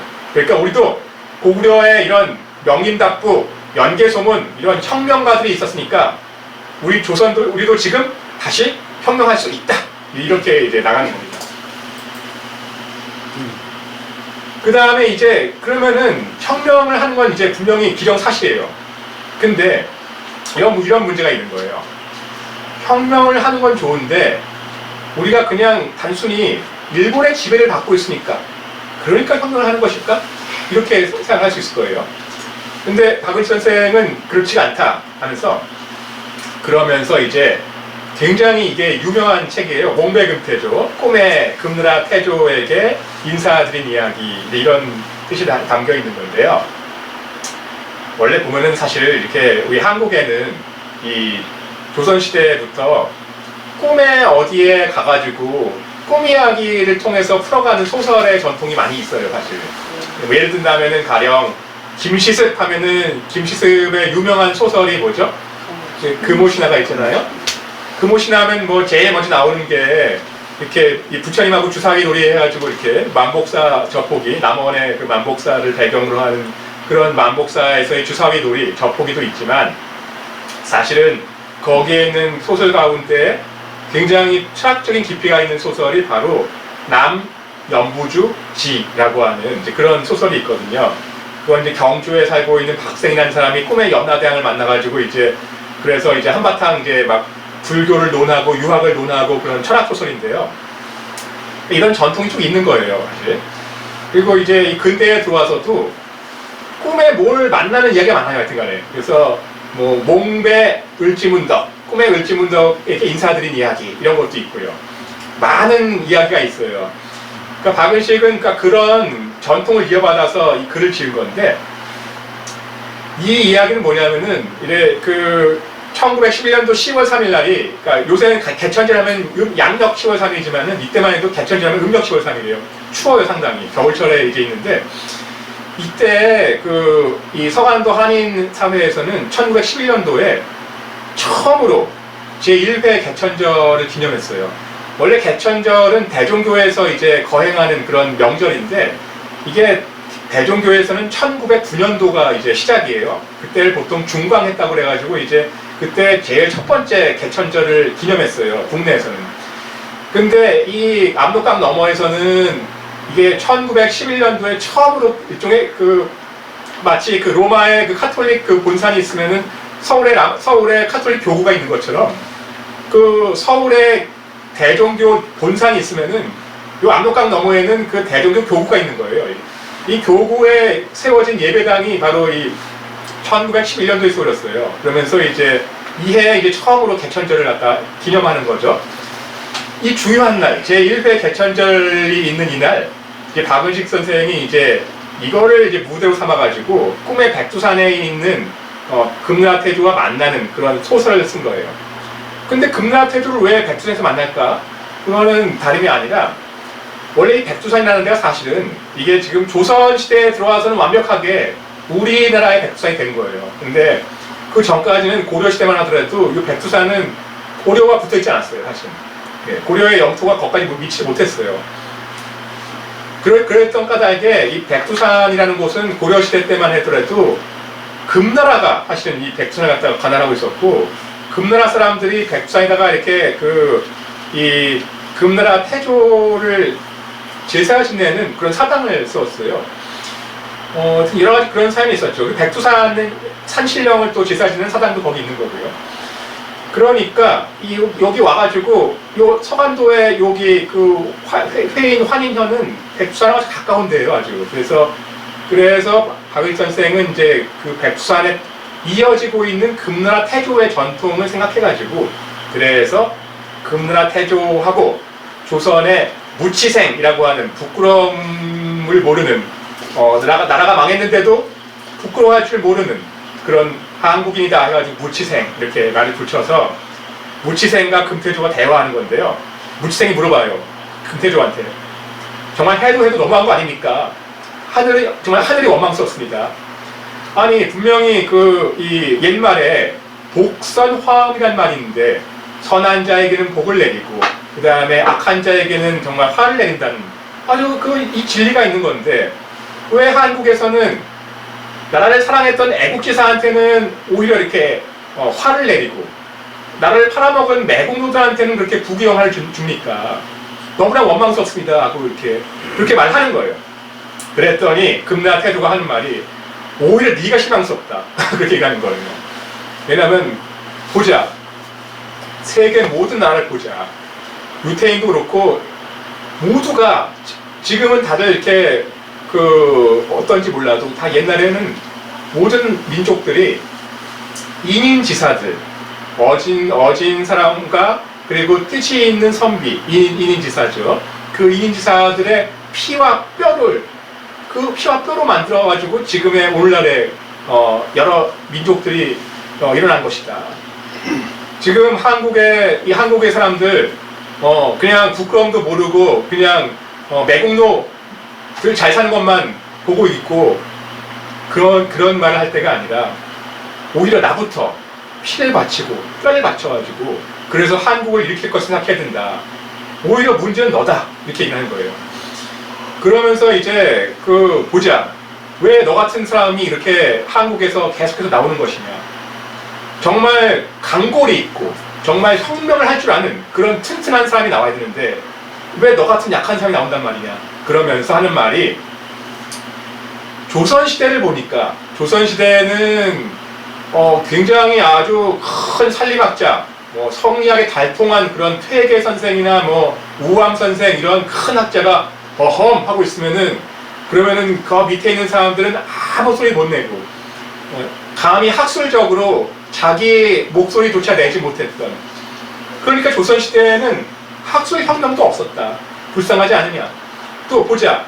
조선의 정부에서 그렇게 그 백성들의 고혈을 짰는데 백성들이 거기에 대해서 들고 일어났느냐. 정치혁명을 했느냐. 못했지 않은가. 그러면서 조선시대에는 정치혁명도 못했고 학술혁명도 못했다. 그렇게 말합니다. 근데 서양을 보자. 서양에는 루소, 크로멜, 루터 이런 분들 정말 막 카톨릭의 그 서슬퍼런 그런 권력에도 굴하지 않고 자신의 종교적 신념을 지켰던 루터라던가 그 다음에 이제 여러 서양의 그런 부르봉 왕조의 그 절대 권력 짐은 태양왕이다라고 하는 그런 전설까지 다 전해지고 있는 그 무소불위의 그런 이 권력자에게 대항했던 그런 이 계몽사상가 루소 이런 식의 얘기를 하는 겁니다. 그래서 이제 우리 조선시대에는 이제 그랬는데 과거에 우리 고구려의 그런 혁명의 전통을 생각해서 혁명을 이렇게 된다라고 하면서 그러나 지금 더 중요한 게 있는데 지금은 모든 세상이 다 같이 인간과 인간도 다 평등해지고 있고 국가와 국가도 평등해지고 있는 그런 평등주의 신문명의 세계로 진입을 하고 있는 중이다. 그럼 이건 분명히 역사의 추세다. 그러니까 한국인이 독립운동하는 거, 한국인이 일본을 몰아내고 혁명을 완수하는 거, 그거는 한국 하나 잘 살자고 그런 게 아니라 전 세계가 이미 그러한 역사의 추세를 밟고 있는데 거기에 우리가 참여하는 거다. 이건 일종의 세계주의다. 얘기하는 겁니다. 그러니까 단순히 민족주의가 아니라 세계주의다. 이렇게 얘기하는 거죠. 그렇게 해서 이제 서간도 시절에는 이런 역사책을 많이 지었고요. 그 다음에 이제 이 한국통사라고 하는 한국의 원통한 역사에 대한 이야기를 하는 건데요. 이거는 그냥 특별히 읽어보지 않으셔도 괜찮을 것 같고, 예. 한국통사라는 건 박은식이 왜 지었냐면은, 말 그대로 그냥 한국의 원통한 역사거든요. 근데 원통한 이유가 있을 거 아니에요. 왜 원통한지. 그냥 사실 한국이 일본에게 나라 뺏긴 거, 그건 그냥 나라 망한 사건인데 그게 원통한 정도까지 그럴 정도까지 심각한 문제인가?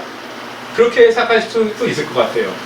근데 박은식 선생이 보기에는 한국이 나라를 잃은 것은 단순히 나라를 잃었다 그 차원을 넘어서 가지고 너무나 원통한 거기에 사연이 있다 이렇게 보는 겁니다.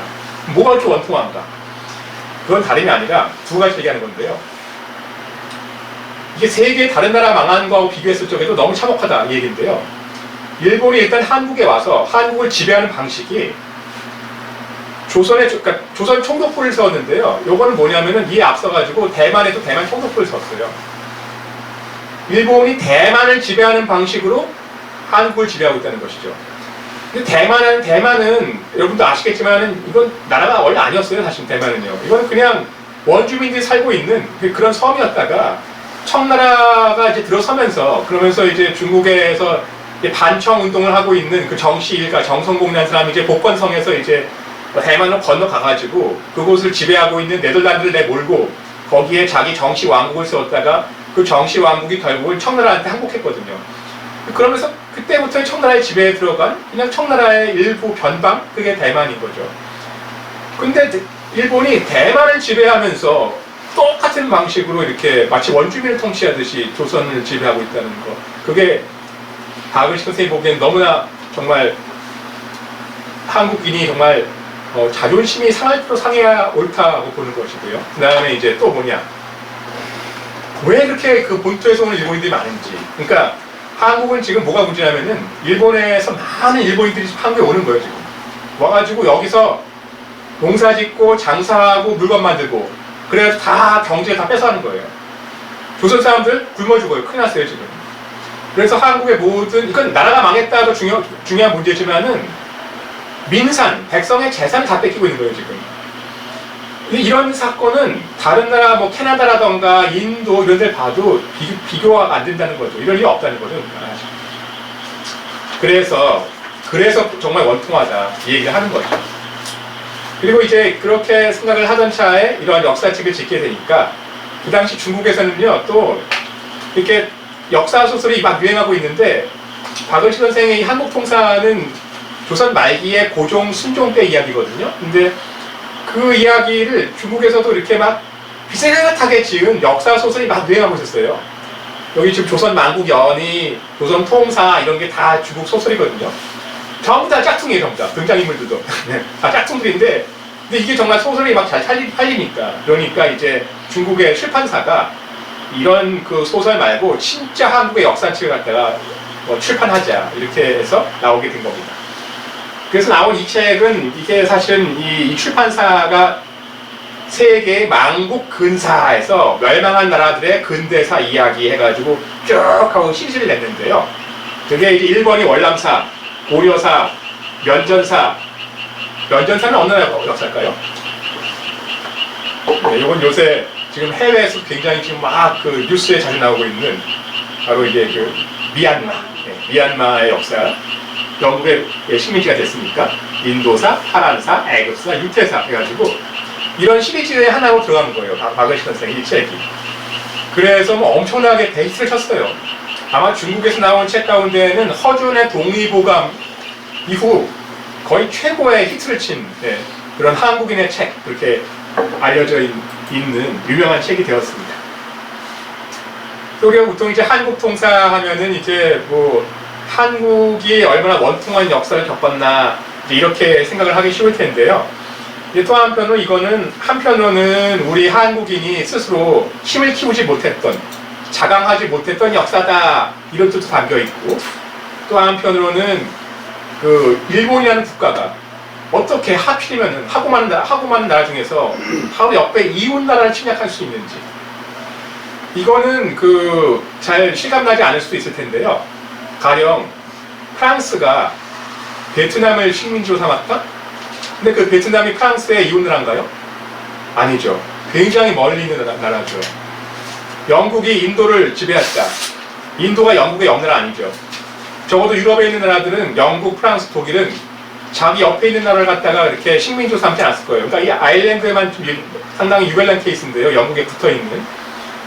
그러니까 유럽에 있는 국가들이 세계의 여러 나라를 식민지로 삼았다 할지라도 그 세계의 식민지들은 자기의 옆에 붙어있지 않은 나라인 거예요. 이웃 나라가 아닌 거예요. 근데 어떻게 일본은 정말 선린 관계를 유지해야 될 이웃 나라를 그렇게 혹독하게 침략했느냐. 인도주의가 없는 거다. 그래서 이제 인도주의가 없는 일본의 이웃 나라 침략사, 이게 동아시아의 역사다. 이런 이제 뜻이 담겨 있고요. 그 다음에 그러면 한국은 희망이 없느냐? 아까도 제가 혁명 이야기를 했지만은 한국은 사실은 흥선대원군 때도 그랬고, 그 다음에 김옥균의 갑신정변 때도 그랬고, 그 전봉준의 동학농민운동 때도 그랬고, 뭔가 해보려고 했다.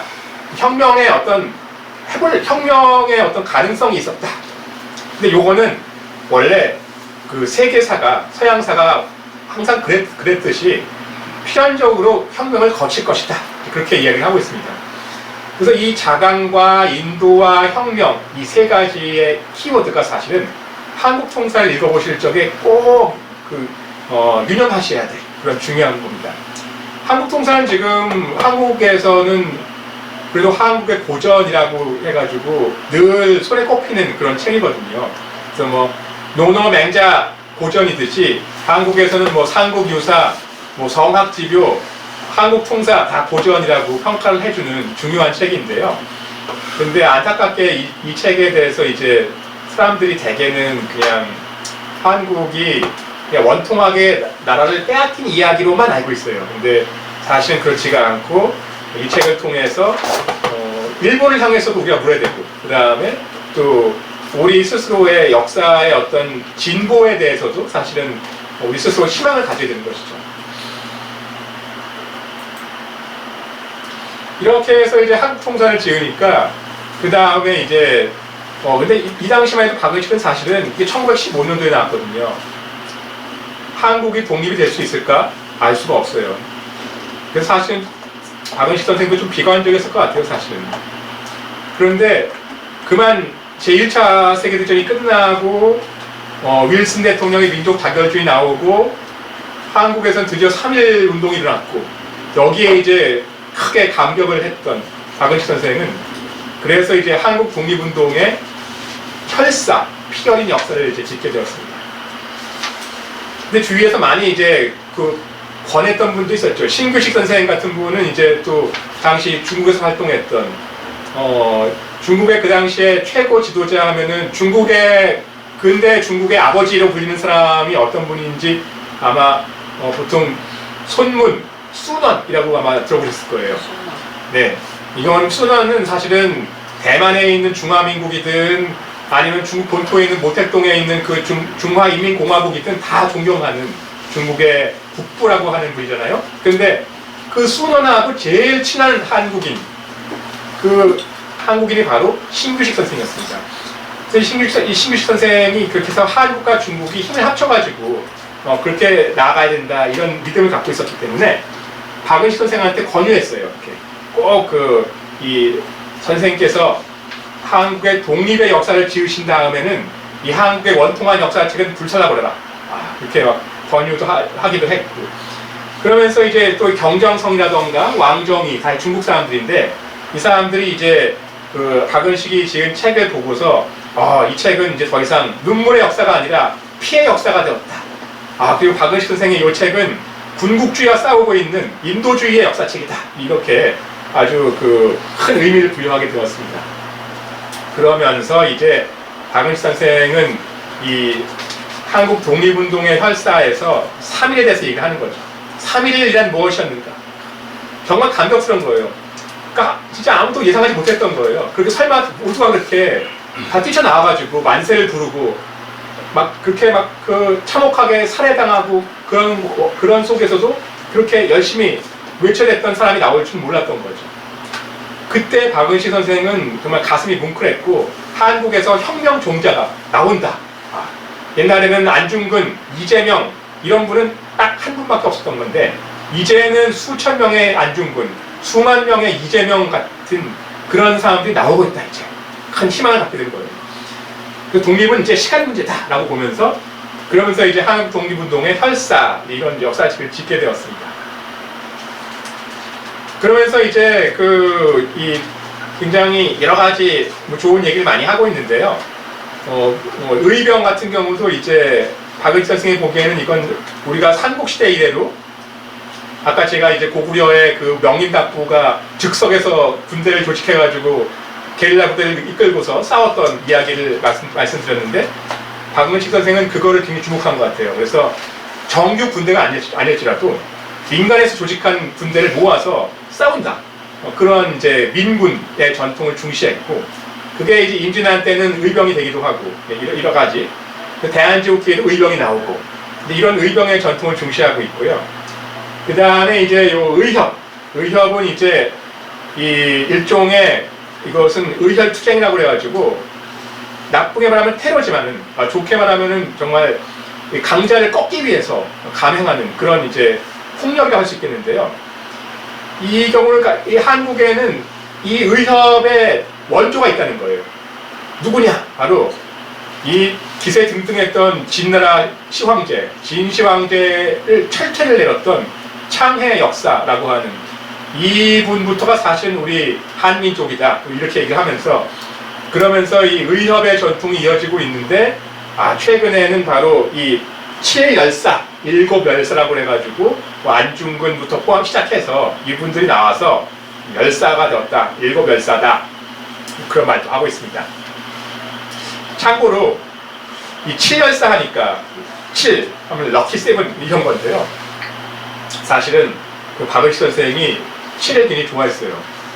근데 이건 박은시 선생만 좋아한 게 아니라 이 러시아에서 활동하고 있던 독립운동가들은 굉장히 아라비아 숫자 7을 좋아했는데 그곳에서 그 활동했던 독립운동 단체 가운데 이 박은시 선생이 이 주도했던 독립운동 단체 중에는 노인동맹단이 있었어요. 그러니까 박은시 선생은 3.1 운동을 보니까 그 어린 학생들이 막 그렇게 들고 일어났다가 막 피를 흘리고 그렇게 쓰러지고 있는데 청년들은 피를 흘리고 쓰러지고 있는데 노인들은 뭐 하는 거냐 이런 생각에 그래서 노인들이 차마 이것을 방관할 수 없다는 생각에 그래서 나이 45세 이상 되는 분들을 회원으로 해가지고 노인동맹단을 조직했는데요. 이 노인동맹단은 글쎄 그래가지고 근데 이 아무래도 요 러시아 쪽에 여러 그 동방 그리스 정교의 그런 기독교를 믿는 신자들도 많이 있었고 그래가지고 그래서 그런지 7일 좋아해서 그래서 이 단체는 말하자면은 무슨 그 단체 항목도 7가지 항목이 있고 여러 가지 그렇게 그런 7일을 선호하는 전통이 있었다고 합니다. 근데 이 단체가 사실 유명해지게 된 거는 바로 1919년도에 9월 달에 이 단체에서 굉장히 몸집이 크고 아주 그냥 부리부리한 그런 의혈 투사를 한 분 보냈어요. 서울에다가. 그분의 이름이 바로 강우규인데요. 지금도 서울역에 가면은 강우규 의사 동상이 딱 서 있거든요. 강우규 의사가 무슨 일을 했냐면은 그 조선에 3.1운동이 일어났을 적에 조선 사람들을 무차별 그렇게 학살했던 그 조선 총독이 누구였냐면은 하세가와 총독이었는데 그 하세가와 총독이 결국은 버티지 못하고 이렇게 조선에서 막 이 3.1운동을 확산시켰다는 그 책임을 지고 결국은 물러났어요. 그래서 하세가와의 뒤를 이어서 새로운 조선 총독이 누구냐면은 사이토예요. 사이토 마코토인데 제등실이라고요. 근데 문제는 뭐냐면은 일본은 뭐냐면은 지금 조선에서 일본이 뭘 잘못했다면 이거는 하세가와 총독이 잘못한 것이지 뭐 그 이상은 아니다. 그러니까 일본은 조선을 지배해도 된다. 다만 하세가와가 뭘 잘못한 거다. 조선에서. 그러니까 우리가 지금 새로운 총독을 보내니까 우리를 믿어라. 이게 바로 일본의 주장인 것이죠. 바로 그 강우규 의사가 그 서울역에 이제 그 부산에서 이제 기차 타고 쭉 올라오는데 이제 강우규 의사가 그 사이토 마코토가 이제 딱 그 열차에서 내려가지고 마차를 타려고 이제 딱 그 타서 이동하는 그 순간에 이제 폭탄을 던진 거거든요. 근데 안타깝게도 그 폭탄이 약간 그 거리가 조금 더 나갔으면 좋았을 텐데 조금 몸이 떨어져가지고 그래서 그냥 그 파편 조각이 이제 그 수행원들한테 좀 맞아가지고 그래서 이 사이토 마코토 총독은 일단 무산을 했지만 자기가 신임 총독으로 왔는데 서울역에서 아직 지금 그 당시 경복궁 안에 있는 경복궁 아니죠. 그 당시 경복궁이 아니라 남산에 있었는데 남산에 있는 그 조선 총독부에 가야 되는데 지금 갑자기 그냥 폭탄 세례 맞았으니까 얼마나 혼비백산했겠어요. 이거는 크게 아주 뉴스가 됐고 그리고 이걸 통해서 어떤 그 뜻이 알려지게 됐냐면은 우리 조선은 사이토 마코토를 원하는 게 아니라 독립을 원하는 거다. 이런 이제 메시지가 이제 그런 강우규 의사의 폭탄 사건에 의해서 사실은 세계에 알려지게 된 것입니다. 근데 이런 이야기 같은 것도 다시 여기 다 한국 독립운동 철사에 다 들어가 있는 거예요. 그래서 지금 이런 이제 여러 가지 이야기가 담겨지면서 사실은 이게 그 3.1운동 그 자체는 물론 그 일본이 철저하게 숨기고 그럼에도 당시 조선에 와 있었던 서양 선교사들 특히 스코필드 박사를 포함해가지고 그런 이제 외국인들이 비밀리에 이제 현장을 취재해가지고 현장의 그 끔찍한 사진들을 찍고 그래서 그걸 갖다가 해외에 보냈기 때문에 그래서 해외에서 이제 조선에 지금 이런 끔찍한 일이 있었구나 그걸 알 수 있게 된 것이었는데요. 하지만 그래도 그것들은 그냥 이렇게 체계적으로 알리는 게 아니라 그냥 계속 두서없이 그렇게 나가는 거죠. 이렇게. 이 독립운동지 할사는 무슨 뜻이 담겨 있는 거냐면요. 이게 말하자면은 해외에서는 잘 모르고 있는데 우리가 3.1을 포함해가지고 그 다음 해에는 이제 옥무동 전투, 청산리 대첩 다음에 그 간도에 살고 있는 한인 교포들이 끔찍하게 또 사륙을 당했잖아요. 경신 참변, 간도 참변이라고 알려져 있는 그런 것들을 다 정리한 거예요. 정리해서 목적은 뭐냐? 목적은 세계에 알리는 거죠. 근데 박은시 선생의 이 책은 한문으로 되어 있어요. 그러니까 이거는 중국에 알리는 거예요. 그래서 일부러 이렇게 한문으로 쓴 거예요. 그러면 영어권은 누가 알리는 거냐? 그거는 바로 미국에 있는 정한경이라고 하는 분이 있는데 그분이 사실은 이 한국에 대해서 영문으로 한국의 최근의 역사책을 갖다가 지었어요.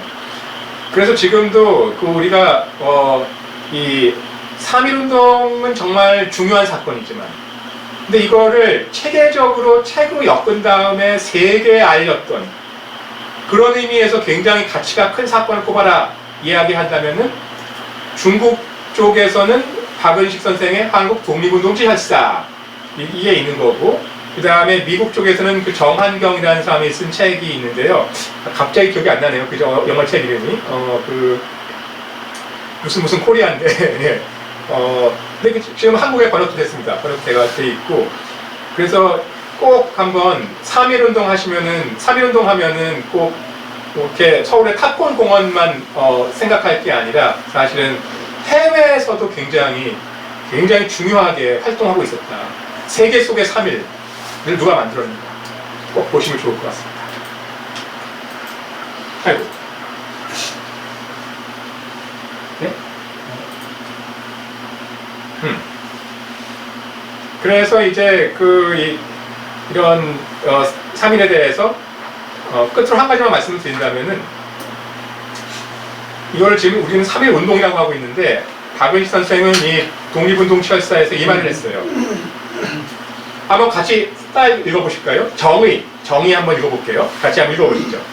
기원 4252년 3월 1일은 곧 우리 2천만 한족이 정의와 인도의 기치를 올려 충신으로 각주를 삼고 적혈로 포화를 대신해 전부에 있지 않은 맨손 혁명을 개창한다. 이렇게 정의를 했습니다. 박은식 선생이 보기에는 이 3.1이란 무엇이냐? 그거는 일단 도수혁명, 맨손 혁명을 이제 개창한 날이다. 이렇게 보고 있는 거고요. 그런데 이 맨손이지만 사실은 거기에는 눈에 보이지 않는 깃발을 2개 들었다는 거예요. 하나는 정의의 깃발, 또 하나는 인도의 깃발. 이 2개의 깃발을 흔들면서 눈에는 보이지 않지만 그걸 흔들면서 한국의 혁명을 새날을 열었던 날이다. 그렇게 말을 하고 있습니다. 그리고 이게 그리고 이날 이후에 사실 상해 임시정부를 세웠기 때문에 사실은 이날이 박은식 선생이 보기에는 대한민국 원년이에요. 그래서 지금은 우리가 대한민국 하면은 해방 후에 어쨌든 이 남북한에 각각 서로 다른 국가가 세워지게 되었지만 그러면서 지금 결국은 결과적으로는 휴전선 남쪽에서만 지금 대한민국을 사용하고 있지만 그렇지만 사실은 3.1운동 이후에 곧장 대한민국 임시정부가 만들어지면서 이 당시 사람들은 다 이때부터 대한민국 원년이라고 생각했고요. 달력도 만들었어요. 새 달력을 만들었는데 1920년이 되는 그때가 대한민국 2년이 되는 거죠. 사실은 그때를 기념해서 달력을 만들었는데 그 달력을 몰랐어요. 있는지를. 근데 사실은 몇 해 전에 우연히 이 북간도 지역에 보면은 그 북간도에는 사실 시인 윤동주도 그곳에서 그곳에서 이제 자랐고 그곳이 이제 명동학교가 유명한데 그 명동학교를 세울 적에 어떤 이 건물을 건립하겠다라고 하는 내용이 적혀 있는 문서가 있는데 그 문서를 알고 보니까 그 문서의 뒷면이 달려있던 거예요. 그걸 모르고 있었던 거예요. 그래서 우연히 뒷면을 보니까 이게 웬 달력이 있는데 그 달력이 보니까 딱 그 위에는 그림이 있고 아래는 다 이제 1년치 날짜가 적혀 있는데 위에 있는 그림이 뭐냐? 그게 바로 그 대한민국의 군인들이 말탄 군인도 있고 보병들도 있는데 질서정연하게 시가 행진을 하면서 독립문을 지나고 있는 거예요. 그리고 양길 양 옆에는 막 그 태극기를 흔들면서 환호하는 인파들이 쫙 서 있어요. 그래서 사실은 이 그 독립문의 또 위에 태극기가 이렇게 있고요. 그래서 1920년 대한민국 2년이 되는 그 해에 기필코 대한민국 임시정부는 서울을 탈환하겠다. 그런 이제 의지를 보이고 있는 대한민국 달력입니다. 그래서 이거를 제가 준비했으면 좋았을 텐데 근데 그냥 구글에서 대한민력인데요. 정확히 대한민력 딱 치면은 사진 이미지 그냥 쉽게 볼 수가 있습니다. 그렇게 해서 오늘 제가 이제 말씀드리고자 하는 내용을 이제 정리해서 말씀드린다면은 결국 배감 박은식 선생은 언론인, 역사학자, 독립운동가 다 유명하신 분, 다 두루두루 유명한 분인데 제가 보기에는 정말 투사, 해외 교민사회에서 독립운동을 이끌었던 투사이고 이분이 왜 그렇게 많은 책을 지었을까? 자기 명예를 위해서? 아니죠. 책을 지어서 홍보, 끊임없이 세계에 홍보를 하는 거죠. 한국이 독립해야 한다는 사실을. 그렇게 해서 그 한국의 독립을 세계에 홍보하기 위해서. 근데 박은식 선생은 영어는 못하니까 한문으로 그걸 왕성하게 집필을 해서 중국인들로부터 이 동정을 얻어내고 그렇게 해서 한국이 세계와 연합해서 독립을 하겠다. 그런 의지를 가지고서 쭉 서간도 시절부터 차례차례 역사책을 지었는데요. 다시 한번 복귀한다면은 고조선 이야기를 담은 책이 대동고대사론이라는 게 있었고요. 그 다음에 건국과 광복의 역사책으로 동명성왕실기가 있었고, 그 다음에 발해태조 건국지가 있었고, 그 다음에 고구려에도 혁명의 전통이 있다. 그래서 그거를 명림답부전, 그 다음에 천개소문전이 있었고, 맨 마지막에 금나라 태조가 짠 등장해가지고, 그래서 원망만 하고 있는 이 무치생한테 원망하지 말고 평등주의 신문명의 건설에 적극적으로 뛰어들어라 라고 그렇게 이야기를 하고 있는 몽배금태조. 여기까지가 이제 서간도 시절에 나왔던 작품들이었고, 그 다음에 상해로 와서는 상해에서는 한국의 원통한 역사, 한국 통사를 지었는데, 한국이 원통한 이유는 아까도 말씀드렸지만은 일본이 조선을 대만처럼 지배하고 있다는 거, 그리고 많은 일본인들이 와가지고 이 한반도에서 재산을 싹쓸이하고 있다는 거, 그런 두 가지 큰 문제점 때문에 원통하다. 그리고 한국의 최근의 역사는 그러나 우리가 자랑하지 못한 역사이기도 하지만 일본이 그렇게 이웃 나라를 침략하는 인도가 없는 역사이기도 하고, 그 다음에 한국이 언젠가는 혁명할 수 있는 혁명의 세계사이기도 하다. 그런 메시지도 담았다는 걸 말씀드렸습니다. 그리고 끝으로 이제 3.1운동이 크게 분출되면서 바로 이 3.1의 현장을 세계에 알리기 위해서, 그래서 다시 한번 역사책을 지었죠. 그게 바로 한국 독립운동의 혈사입니다. 이렇게 해서 이 1911년부터 1920년까지 거의 한 10년간에 걸친 이 박은식 선생의 역사가의 독립운동, 바로 그 이야기를 오늘 전해드렸습니다. 일단 그럼 오늘 제 발표는 여기까지 하기로 하고요. 이 늦은 시간에도 정말 경청해 주셔서 감사 말씀을 드리면서요. 일단 감사드립니다.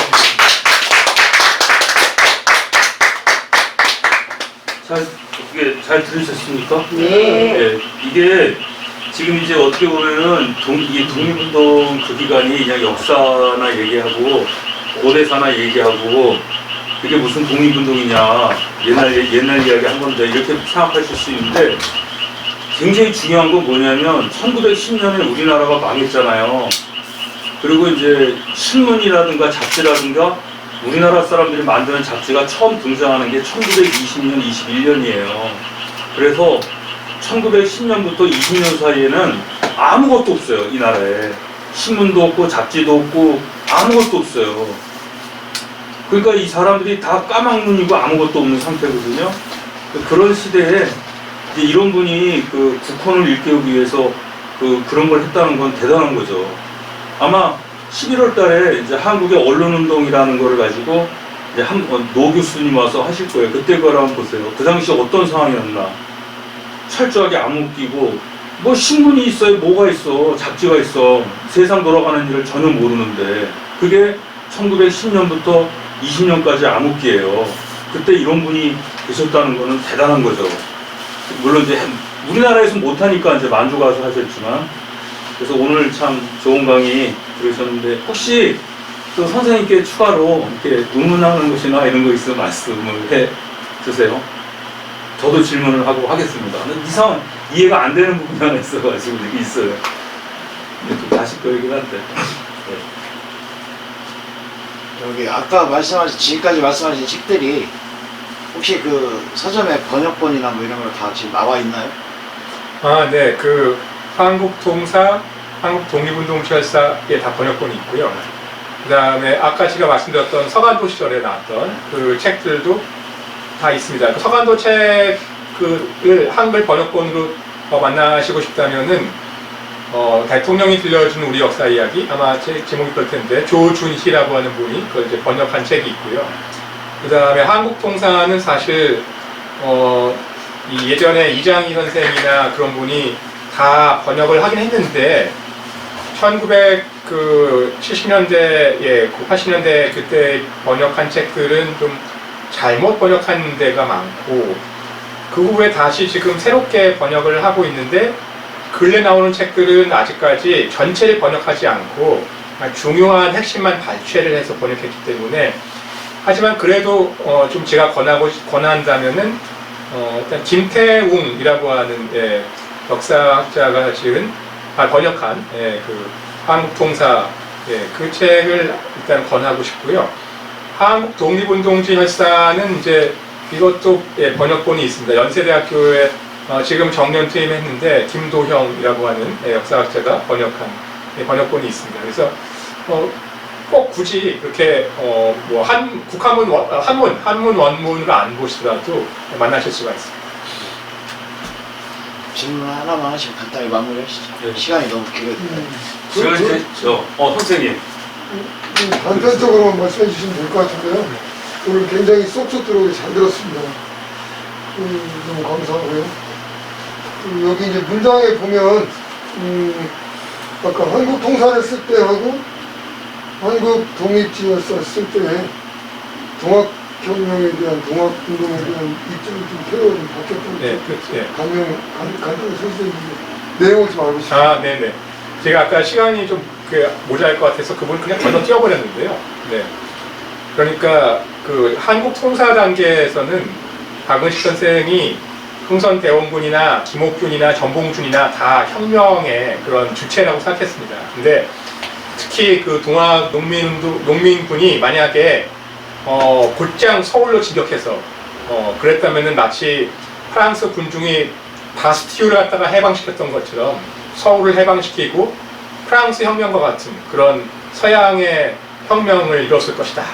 그렇게 보았습니다. 근데 불행히도 그렇게 되지 못했고 그런 가운데 가만히 보니까 농민군들 가운데에는 정말 아주 그 양식이 있는 농민들도 있지만 그렇지만 사실은 잘 배움이 모자라고 그냥 즉흥적으로 뛰쳐나왔던 농민들도 많고 그래서 참다운 혁명을 하기 위해서는 일단 올바른 사상을 먼저 마치 서양에서 루소가 계몽사상을 갖다 만들었듯이 조선도 그런 계몽사상의 지도를 받아야 사실은 올바른 혁명이 될 텐데 농민군은 그게 좀 아쉬웠고 그래서 나중에 보니까 동학 농민들 가운데서 일부가 또 일진회가 돼가지고 그렇게 해서 이제 매국에 기여하고 있는 그러한 현상들을 보면서 그러면서 좋은 그러니까 동학 농민군에서도 좋은 사람도 있지만 나쁜 사람도 있었고 그런 면에서는 사실은 한국통사는 조금 소극적이었어요. 사실 동학 농민군에 대해서 그랬는데 그만 보니까 이게 3.1운동 때 바로 천도교가 동학이 개편된 천도교가 이렇게 중심이 돼가지고 독립운동을 하는 걸 보고서 깜짝 놀란 거예요. 그래서 그때부터는 이제 완전히 동학에 대해서 의심스러워하는 태도를 싹 바꾸고 그리고는 이 동학 농민군 특히 전봉준의 그러한 거의에 대해서는 평민혁명이다라고 이렇게 말을 합니다. 한국사에서 최초의 그런 전봉준의 농민운동에 대해서 평민혁명이다라고 말을 한 것은 최초의 일이에요. 사실 박은식 선생님.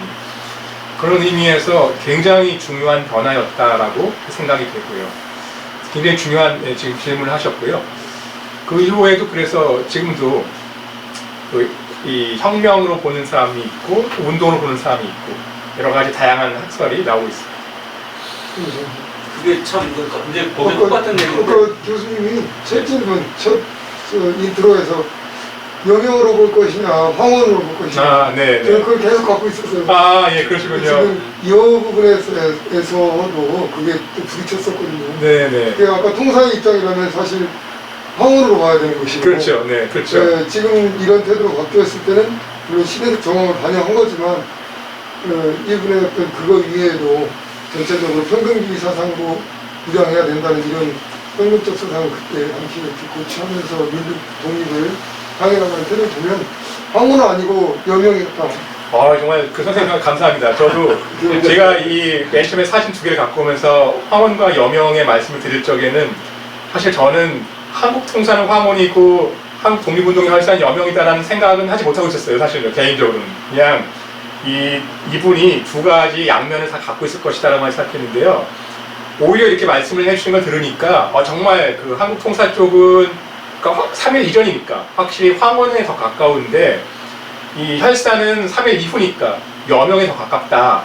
이런 정말 저도 깨우침을 얻게 되었습니다. 감사합니다. 그게 이게 이제 여기 홍성 쪽에서는 이제 위정척서가 강했잖아요. 동학을 가지고 이제 비적대라고 얘기를 하거든요. 근데 이제 박원식 선생은 그렇게 안 봤단 말이죠, 뒤에. 근데 1919년 이전과 이유가 또 달라져요, 여기도. 동학을 비적대라고 봤다가 그 뒤에는 또 아니에요. 여기 지금 올라있는 여러 선생님들 계시거든요. 저 가운데 있는 분들도 문집에서 그런 게 있어요. 근데 이분이 화서 이학로 선생한테 배웠으면 위정척서라고 해야 될 텐데 어찌 그런 근대적인 생각을 가졌을까? 이것도 참 아이러니인 거죠, 사실은. 훌륭한 분이고 아까 선생님 말씀하신 여명이냐 황혼이냐 위정척사 주도자들은 황혼이라고 그랬을까요? 대신유학자는 여명이라고 그러고 세계관의 문제인가? 그렇습니다. 중요한 탐구체인 것 같습니다. 예. 어떻게 그러면 오늘 그러면 선생님 좋은 선생님 모시고 나중에 또 더 좋은 강의로 또 선생님 모시도록 하겠습니다. 감사합니다.